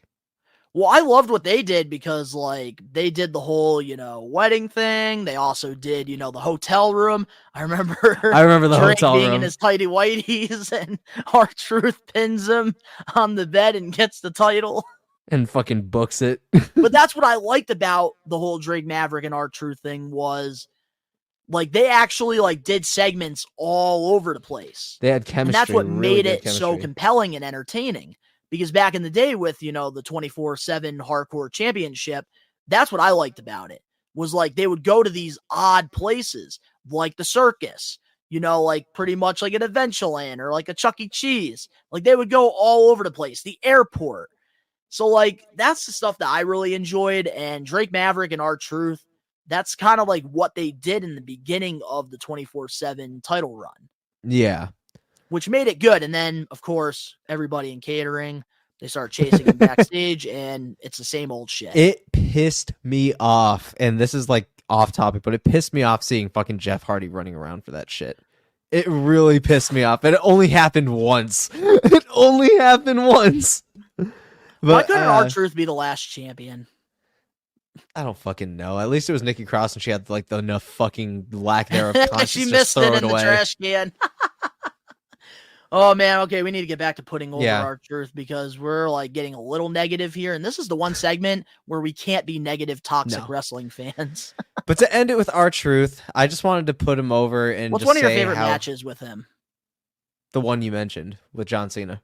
That was like John the Cena, yeah. fucking high point for me for R-Truth, man. One of the things I love the most about him is his entrance. It's like, what's up? What's up? Yeah, I love his fucking entrance. Like that's one of the most just entertaining entrances of all time. And okay, yeah. one of your funniest moments of R-Truth because he's had so many. Oh my god, If you had to pick one. The Brock Lesnar over. and Paul Heyman fucking promo. 100%. That is by far the greatest fucking segment of R-Truth's in the history of R-Truth's career. That has to be the best because not only did he fucking make Brock Lesnar fucking break character and start dying because Brock had no fucking idea what was going on, but it was how well him and Paul Heyman sold that shit. And then got a vicious F5, but was still dying on the way to the back. And honestly, got an honest, like, dude, we need to do more shit together from Brock Lesnar. And that's a big fucking deal, bro. Like, that has stuck with me because I randomly think about that shit, dude. Like, I'll, like, literally the other day, I was fucking driving around, doing my deliveries, and I'm driving, and I, like, there's like 15 minutes until I get to my first run.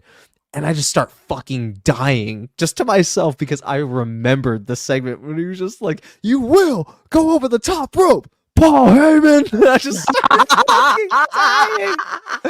I just started fucking dying, dude, because I just randomly think about this shit. He was excited to be in the War Games match, but unfortunately it already happened. Yeah, because I was thinking about his return, and that was the first thing that popped up in my mind, and I started dying, bro. So like I said, I think about that segment to this day randomly. So yeah, that would be my favorite segment of R-Truth's period. Yeah, so for me, I gotta go with, that one.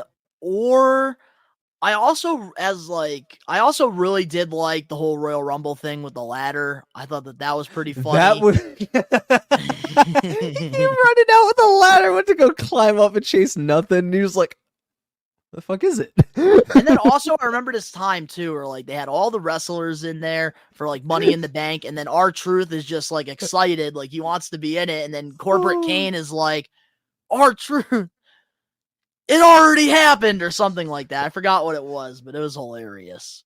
Bro, honestly, during like to go back to that ladder spot in the Rumble, I wonder how, like, what the fucking backstage looked like in Gorilla. I wonder if it was a fucking jungle with them just dying at the fucking monitors and just Triple H or who the fuck ever. Segment. I got the segment. So you do? Okay. It was he thought that he was in the Money in the Bank ladder match and he wasn't. So let me I'm gonna play a snippet like the voice. Whoop. Don't want to get copyright in here, all right? He said, don't want to get copyright. Whoop. There. He said, "Whoops." New Orleans, what's up? God, I love R-Truth. Tell you what's up. You see, at WrestleMania, I conquered my fear in ladders. This Sunday, wait, what are you doing out here? I'm talking about what the truth is going to do in Money in the Bank this Sunday. You're not even in the match. Oh yeah, I remember. You're not even in the match. That was one of my favorite lines. Also, the little Jimmy shit that they did too back then. Facts.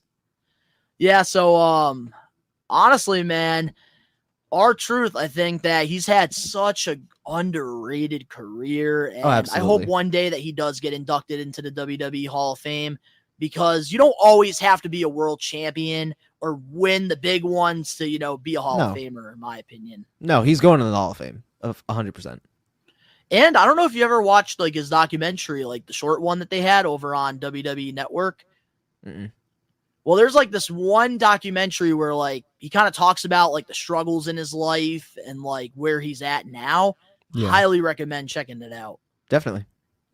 But guys, this week we put over Ron Killings, R-Truth. And next week we're going to be putting over Eddie Guerrero. But now, with that being said, let's dive into the main event topic for the We Are Wrestling Podcast 85. And surprisingly, this main event topic is not a negative CM Punk topic. If anything, this is the most positive CM Punk topic here on the We Are Wrestling Podcast. Ever. At the Survivor Series, after the show almost went off the air, we saw the end thing and we thought it was over. We heard the and we saw CM Punk come out, and man, what a moment. We saw CM Punk return to WWE after 9 fucking years. And we have all the juicy details here. And man, we got a lot to talk about with CM Punk's return. So let's get started with somebody who wasn't happy about CM Punk being back, Cryback. He said earlier in the night that he was going to retire if CM Punk showed up, and CM Punk showed up, and he pretty much was a hypocrite and said he's not retiring. Because it had to be a collision. Fucking idiot, dude. The dude will do anything to fucking stay relevant, and it's unfortunate as fuck.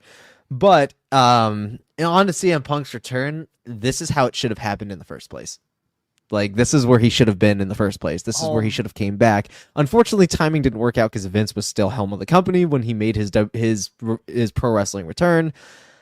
Unfortunately, this feels kind of like a hypocritical move because of everything that went down, but at the same time, but I think here's the thing, this though, is phenomenal. but it's not as hypocritical now because Ryback's the hypocrite. He said he was going to retire if he showed up. So I think that, Ryback has helped CM Punk in this case. Ryback's the hypocrite, not Cody, not CM Punk. It's unfortunate, man, because I'm just like, man, had this just happened in WWE in the first place, maybe none of that drama shit would have happened. But then again, Vince was head of the company at the time. It wasn't Triple H, it wasn't. And you have to realize CM Punk as well. Like, he didn't know that, it wasn't greener on the other side. Like, CM Punk had to, go through the bullshit to really understand that, at the end of the day, WWE is his home. And a lot of the times when you're a big superstar in, World Wrestling Entertainment, sometimes you have to leave and, adventure out and, take a break. Because, when you're on TV just for years, eventually you become so repetitive and you get bored, you get tired. Mm-hmm. And, around CM Punk's time in WWE during his first stint, they were on the road twice as long as they are now. The schedule is a lot nicer, in 2023 than it was in 2013. Oh yeah, so, they don't tour as much. CM Punk, he needed that time away, and going to AEW, I think a lot of people forget about this. And I was saying this also on Hot Takes, where I talked about a lot of this. I think that CM Punk, if a lot of people want to talk about AEW, they want to trash it, this and that, but honestly, if it wasn't for AEW, CM Punk would have maybe never stepped foot back in the ring. Mm-hmm. Because, having those conversations with Tony Khan, CM Punk was very hesitant on coming back. And, he did come back because of AEW. And unfortunately, it didn't work out. But I believe that, in life, and I don't know if you believe in this either, everything happens for a reason. Oh, yeah. Absolutely. And I think that, CM Punk coming back at this exact moment, it was supposed to happen for a reason. I'm just delighted to know how this run's going to go. I'm excited because there's a lot of dream matches there, man. Booking. And we're going to get into exactly. That, yeah, there's a lot of dream matches here, I want to start with his Raw promo because we're gonna get there real quick with the promo. Damn, I can't talk about that yet either. Hold on, because I have it all. I have it all here for you, man. You got a structure?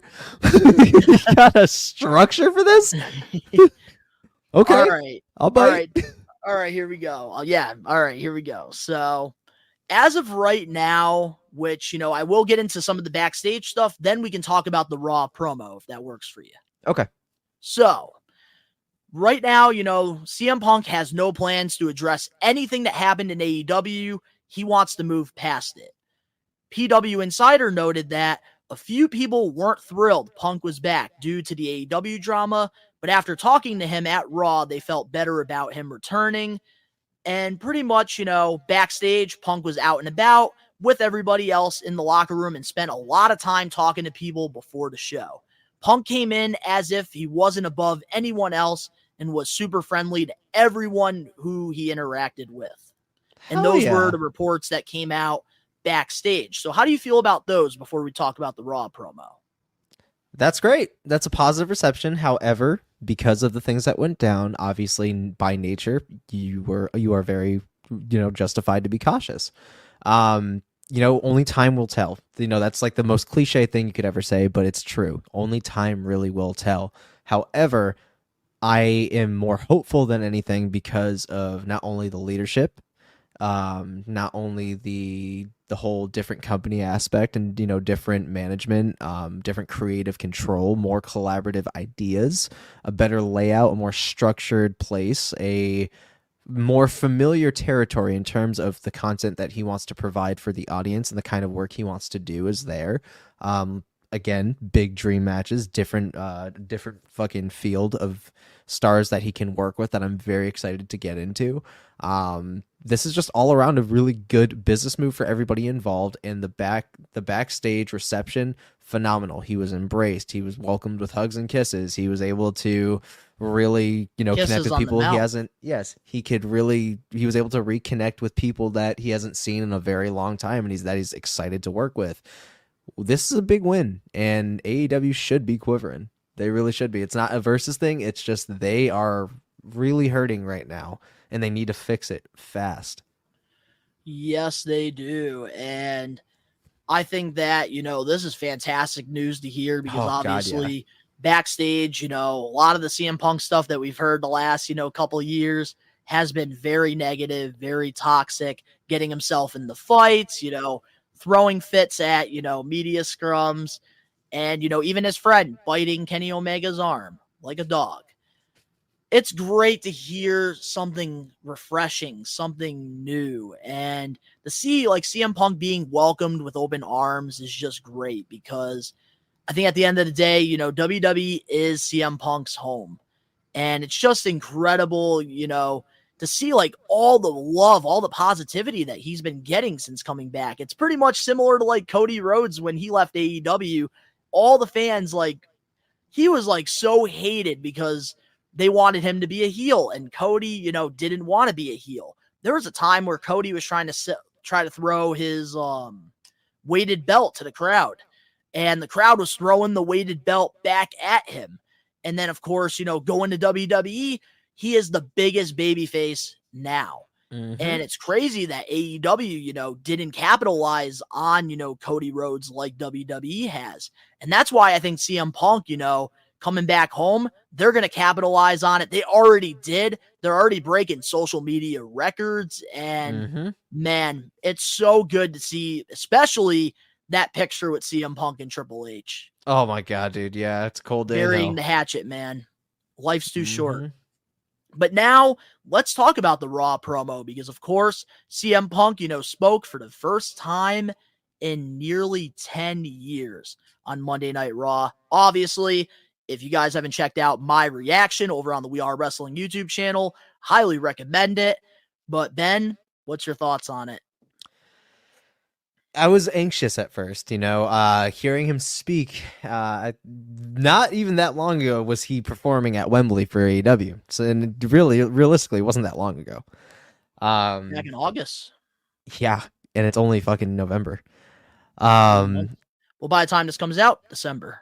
Yeah, I am absolutely was in shock, and like I said, very anxious because of I was afraid of not only how he was going to be received, how genuine the promo was going to come off, what he had to say, if it was going to sit well, and what the reaction was going to be in the reception after the promo. At first I was anxious because I'm like, he is kind of hitting all the cliches right now, but it's kind of making sense. And by the end of the promo, I was very hopeful and I was very comfortable with it. And I was like, all right, This is a good first night. This is a very good first impression. I'm excited for what next week brings, and I'm excited to see where we're going to be kicking it off. Everything felt genuine of what he said. Yes. That I'm home. I am a changed person. This is a different company now. And the final line that he dropped right before the cameras started fucking cutting out. I'm not here to make friends. I'm here to make money. And then the best part was when it went off the air, which we do have the video over on our social medias on We Are Wrestling. He took a victory lap. Yep, I saw. Yeah, I took a Fuck victory you, lap. Young Bucks. He doesn't have to say anything. Yep. Because only like us who, talk about this shit are going to know. Oh, yeah. He Little looked kid directly is just at the happy camera. to see him run. They're not even thinking about AEW. And the crazy shit is, though, like, it's kind of the nail in the coffin for AEWs at this point. Like, they lost their biggest fucking draw minus MJF. Like, you're really teetering right now, man. You're on a fine line. Find a way to fix it. I will say about AEW, the only thing I'll say, because obviously I do want to, continue to keep putting over CM Punk and try to move on from that time in his life. Yeah. I will say this. I feel like AEW does have nothing to worry about. They're still, Tony, as long as that man still got money, they're going to be fine. And he's not going to take any of this fucking shit. AEW is going to be the solid number 2 until, TNA can possibly. Solid number 2, the shits. Yeah. No one's ever going to be on WWE's level. They got 50 years ahead, man.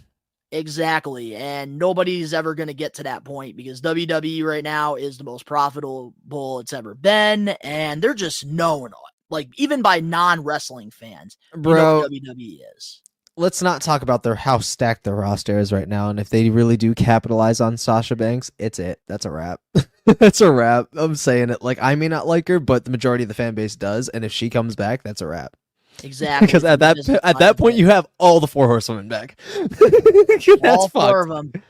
So that's fucked. So and the fact that Charlotte Flair and Becky Lynch, they even reconciled the beef, like at the scrum. That was awesome to see too. That's what I'm saying, man. Loved like it. But now, getting into his promo for Raw, man, yeah, I absolutely loved it. And yeah, maybe it didn't sound like CM Punk. Even MJF at some point, I remember their promo. He called him PG Punk. He did sound PG, but it worked because it was genuine. It was real. And like when CM Punk was talking into that microphone, you can tell how happy he is to be home. And I'm that's just excited for the matches. I am so excited for the dream matches. All right, some of the dream matches. Let's fucking go. Let's fucking go. So my first one, I'm not going to talk about the obvious. Like, we already know that his first feud is likely with Seth Rollins. Like, we're gonna get that's the obvious. I want him and LA Knight at some point. I want CM Punk versus. I want to see him go for the Miz again. I want to see a CM Punk and Miz match, and it's possible because he's on Raw. Yeah. I'm excited for a him versus Gunther match. I'm very excited. Give me that match. I'm excited for him in a Logan Paul segment. Dude, if him and Logan, oh my God, get him on Impulsive, please. Yeah, please dude. Get him on Impulsive. If there's somebody that I can request, give us CM Punk. I'm so excited for him and Randy. I'm excited for him and fucking. I'm excited for him and. I want to see CM Punk versus Finn Balor. I want to see CM Punk versus AJ McIntyre. Styles. Drew McIntyre. Drew McIntyre, bro. I'm excited for Damian Priest. I'm excited for Finn Balor. Dude, there's a whole fucking locker room. Like you said, AJ Styles. Yes. Punk. Kevin Owens, bro. Dude, KO. Owens and Punk. Oh my God. So much money. KO. My goodness. You can bro, I'm in a candy shop. I know there's people out there that still hate CM Punk. Oh yeah. And you can't deny this when it comes to CM Punk. The man is a draw. The man knows how to put asses in seats. The man knows how to make money. He gets people talking, whether you love him or hate him. Exactly. Love him or hate him. And clearly, he's got us talking for years on this podcast. Yeah, man. Now it's come full circle. It really has. Home. It's incredible. I'm very excited because the roster couldn't be more stacked at such a great time, and there's so many fresh pickings for him to dive into this. There's so many what ifs that could be fucking squashed right now. Like, there's so many also rehashing the fucking. I'm gonna tell you who I want CM Punk's first opponent to be. Who? Ooh, hold up before I. You just got a thought in real time. Let's go. Imagine CM Punk. And I know we're probably the only ones that would be excited about this. Talk to me. CM Punk versus Karrion Kross story. Shut your fucking mouth right now. I just painted the inside of my pants with 6 layers, including primer. And primer, oh god. Dude, yeah, that's all right, fucking now we're gonna get into who insane. I think his first opponent should be. And honestly, like for CM Punk, now that he's back home, before you throw him into, the rivalry, like I feel like honestly it would be really cool to get like a fun match. CM Punk versus Kofi Kingston. Because obviously both of those two, they go back. They are former tag team champions. And, Kofi Kingston and him, they were like best friends on the road.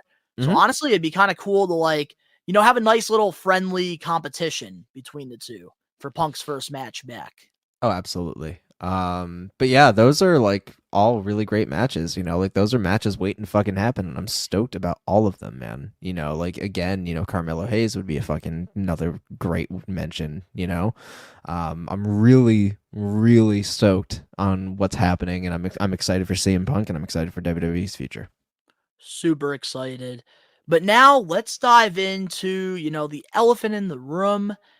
Dave Meltzer thinks Seth Rollins' reaction at Survivor Series is a work. No, the fuck it is. Do you believe it's a work or a shoot? I think it's a shoot. Because from what I've heard, a lot of people didn't even know he was in the building, and like they started. Nick Khan. Yeah, the Triple H and Nick Khan were the only two that knew. Over everything. Yeah, he said, all right, get CM Punk shit, put a package together for CM Punk and, hit his fucking music. And people were, like, stunned to see him in Gorilla and to make his return and shit. And, like, I guess... I heard they recorded reactions, too. And I can't wait to see those. I'm excited. I hope... I just want to say that. Review coming out in 2024 at some point. If they exactly, and I'm excited to see that. Like, I would love to see the day of segment, like Survivor Series, Punk's arrival. I would love to see that. And I think that it was a shoot for sure. And I think it's just kind of simmering something for a build up later on down the road. Obviously you see him, Seth Rollins is not a fan because of obviously how passionate he is about the business and how passionate he is about WWE. And, he's not thrilled in real life, but Seth is willing to work with anybody. Like I've been seeing I've been seeing a lot of massive improvements between Seth Rollins and Cody Rhodes. He could get over it with fucking CM Punk. All right, whatever's good for the money, what makes the most money, and obviously is very good. It's good. Yeah, I saw. He's pissed. He's pissed. I love it. You knew though that it wasn't real when Michael Cole was holding his ass back. Okay, you know why I love it? Why? Because at the end of the day, controversy makes money in this business. Absolutely. It gets people talking, gets you interested in seeing what's happening next week. And that's the thing about, CM Punk and Seth Rollins. Like, okay, Seth Rollins legitimately hates CM Punk. He probably did the overreacting because he knows the fans are, going to be talking about it regardless. He knows eventually they're going to have to work with each other. So let's sell this and let's get people talking. Let's make it Seth Rollins does understand the business from that perspective. But now, here's the thing. Realistically, I'm going to admit it here.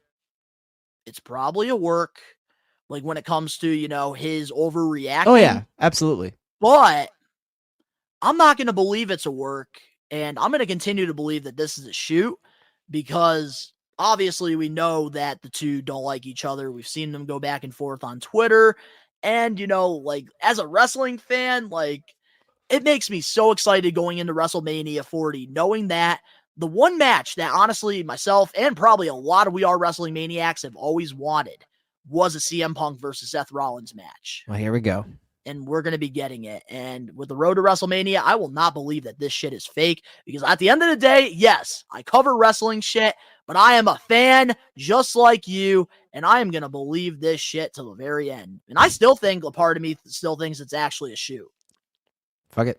And I think Triple H is gonna, he's gonna run with it. He probably already had them too, like in the locker room area already, and basically said, "Look, you two, like, might not like each other, but shut the fuck up and do your job." There's a lot of money to be made for the World Wrestling Entertainment. Exactly, man. So I think, honestly, like, they both don't like. I feel like CM Punk probably doesn't care, but Seth Rollins don't like him, and he's just gonna work with him because there's money to be made. Mm-hmm. But as of right now, CM Punk is a free agent. He's not exclusive to Raw or SmackDown. There's not really, any reports coming out yet about him or Randy. But eventually, I definitely could see, It'll come to light. Punk on Raw probably, and Randy Orton on SmackDown. most likely. But also, according to Fightful, some in WWE were told by higher-ups that in Punk's new contract, there is a behavioral clause, which isn't 100% confirmed, but something I definitely believe. I believe it. I buy that. Obviously, with, what happened in AEW, they on want WWE's certainty. side, they have to, build that trust back up with Punk. So putting that in there, I think, is a smart business move. And I think Punk was willing to sign it because he's trying to rebuild his reputation and end everything on good terms and to really solidify his place in the Hall of Fame. So I think he wants to do it the right way, I think. And I think that's where we're headed 100%. We said it earlier on in the show, I think that's where we're headed. I think he will officially, redeem himself in WWE. Totally agree. And now the last, thing that came out, something that we definitely do have to address, and maybe this might be the last time we, get to talk about Punk, in AEW here, but yeah. And this is getting a lot of backlash, surprisingly. Bryan Danielson played a factor in CM Punk's firing in AEW following the All In fight. According to Sean Ross Sapp of Fightful, Bryan is pretty much like the head of disciplinary committee, and pretty much he had like one of the final says before Tony Khan to terminate CM Punk from AEW. Yeah, no, What's your thoughts on that? I read that earlier. I believe it. A lot of fans are giving him backlash for it, which I don't understand why. No, he was seen as an issue, even though the issues are still fucking happening, even with him gone. But he was seen as more of a liability because I'm assuming CM Punk is a person, obviously, that we know is very strict and set in his ways. And a lot of the time, he's a very misunderstood guy. Even the words from John Cena, who I trust with my fucking life, and I don't even know him. Me too. Exactly. So if John Cena saying that, bro, he's clearly not the problem. And again, I am at fault for at one point thinking he fucking was, but he was just trying to save AEW apparently, and he fucked him off. So I'm not surprised, but I can't argue with Bryan Danielson because if anybody knows that there's a most genuine dude out there, it's him. And he wanted the best for the company, and what he thought was best was for them to part ways. And I don't think it was completely personal. I think it was for the longevity of the company. Honestly, I think Bryan Danielson, if anything, he did CM Punk a favor. He did do him a favor. You have to think about it from this perspective as well. During the All-In fight that happened between Jungle Bitch and CM Punk, you have to realize that during this whole thing that happened, CM Punk, was cussing Tony Khan and threatening him and pretty much yelling like, I quit, I'm done with this place, I'm sick of it. Mm-hmm. And we do know the history going all the way back with, Bryan Danielson and CM Punk. They are, pretty good friends, and Danielson probably, realized that because obviously we know his relationship with Tony Khan as well. They're also very close. Tony Khan even said if something happens to him, AEW says he would want, Danielson to take over. The thing that we have to consider here when it comes to, Punk, Danielson, I think, was doing, both his friends a favor. He knew CM Punk was done with the bullshit. So, him, having that say, like, I think it's just best, Tony Khan, that we move forward and stuff. I think that he's not at fault here. And no, I don't think so honestly, Tony Khan and all the AEW drama queens, they get what they want. Punk, He gets to come home. He gets what he wants. I think if anything, Daniel Bryan, he should be, acknowledged and appreciated for, making that decision. Hell yeah, man. If it's true. But now, overall, what's your thoughts on CM Punk being back home in the WWE? I think we covered the majority of it, and obviously we could see from how excited I am. I think that we're in for something magical and nostalgic that we haven't felt since 2011. I think that we're going to be revisiting a lot of cool shit and, kicking off a lot of what ifs and really getting to see a very bright future of World Wrestling Entertainment with CM Punk in it, something that none of us ever saw ever happening again. And like I said, once the Spider-Verse movie came out with fucking No Way Home, dude, I knew anything was possible. And it's just ever since that movie, shit has been happening. So I'm just like, yeah, dude, we're in a never say never fucking era now. Like, that shit actually means something now. So I will say that this was a mighty big dub for WWE and CM Punk. And that's the thing at the end of the day. And I'm never excited. say never is a real, word when it comes to professional wrestling. Oh, yeah. And I think that, CM Punk coming back to WWE, obviously, this was one of the worst situations that ever happened. Him, coming back, towards Survivor Series. That on that day, 9 years ago, that was when the podcast, came out with Colt Cabana and him trashing WWE. And, it was a really bad situation, and we never thought that this would happen. And, CM Punk, really did step away from, the wrestling business for a pretty long time, before, AEW, became an option. And I just think that, overall, this is just great for pro wrestling as a whole. It's got everybody talking about it. And even Matt Cardona said it. If this doesn't light a fire under your ass, if you're covering pro wrestling or if you are, a professional wrestler, then what the hell are you doing in this business? Yeah.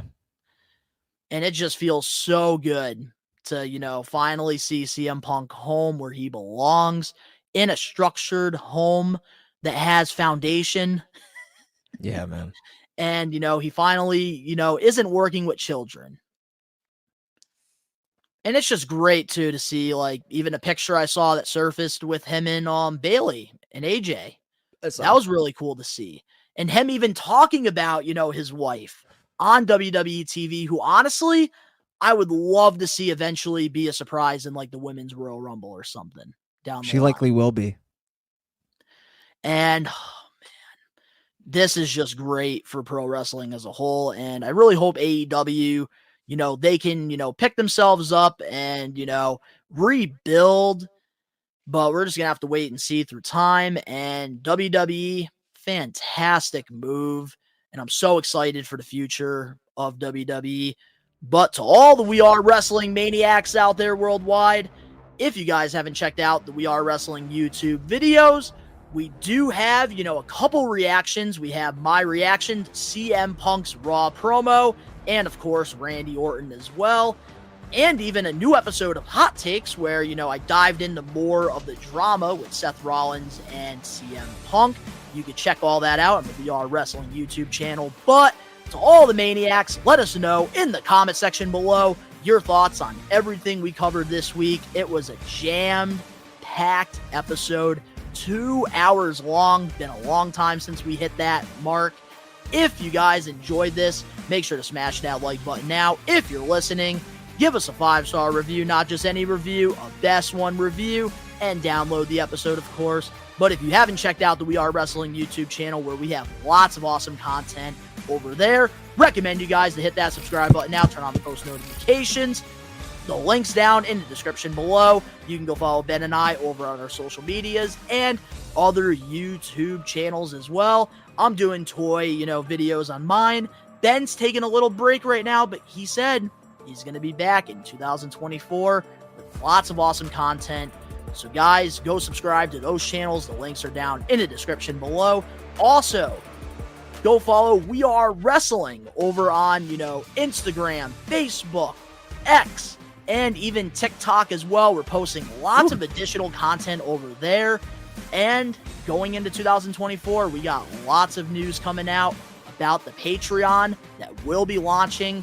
So towards, before Christmas, we will be putting out the page. We're going to launch it. So if you want to subscribe to it, you can.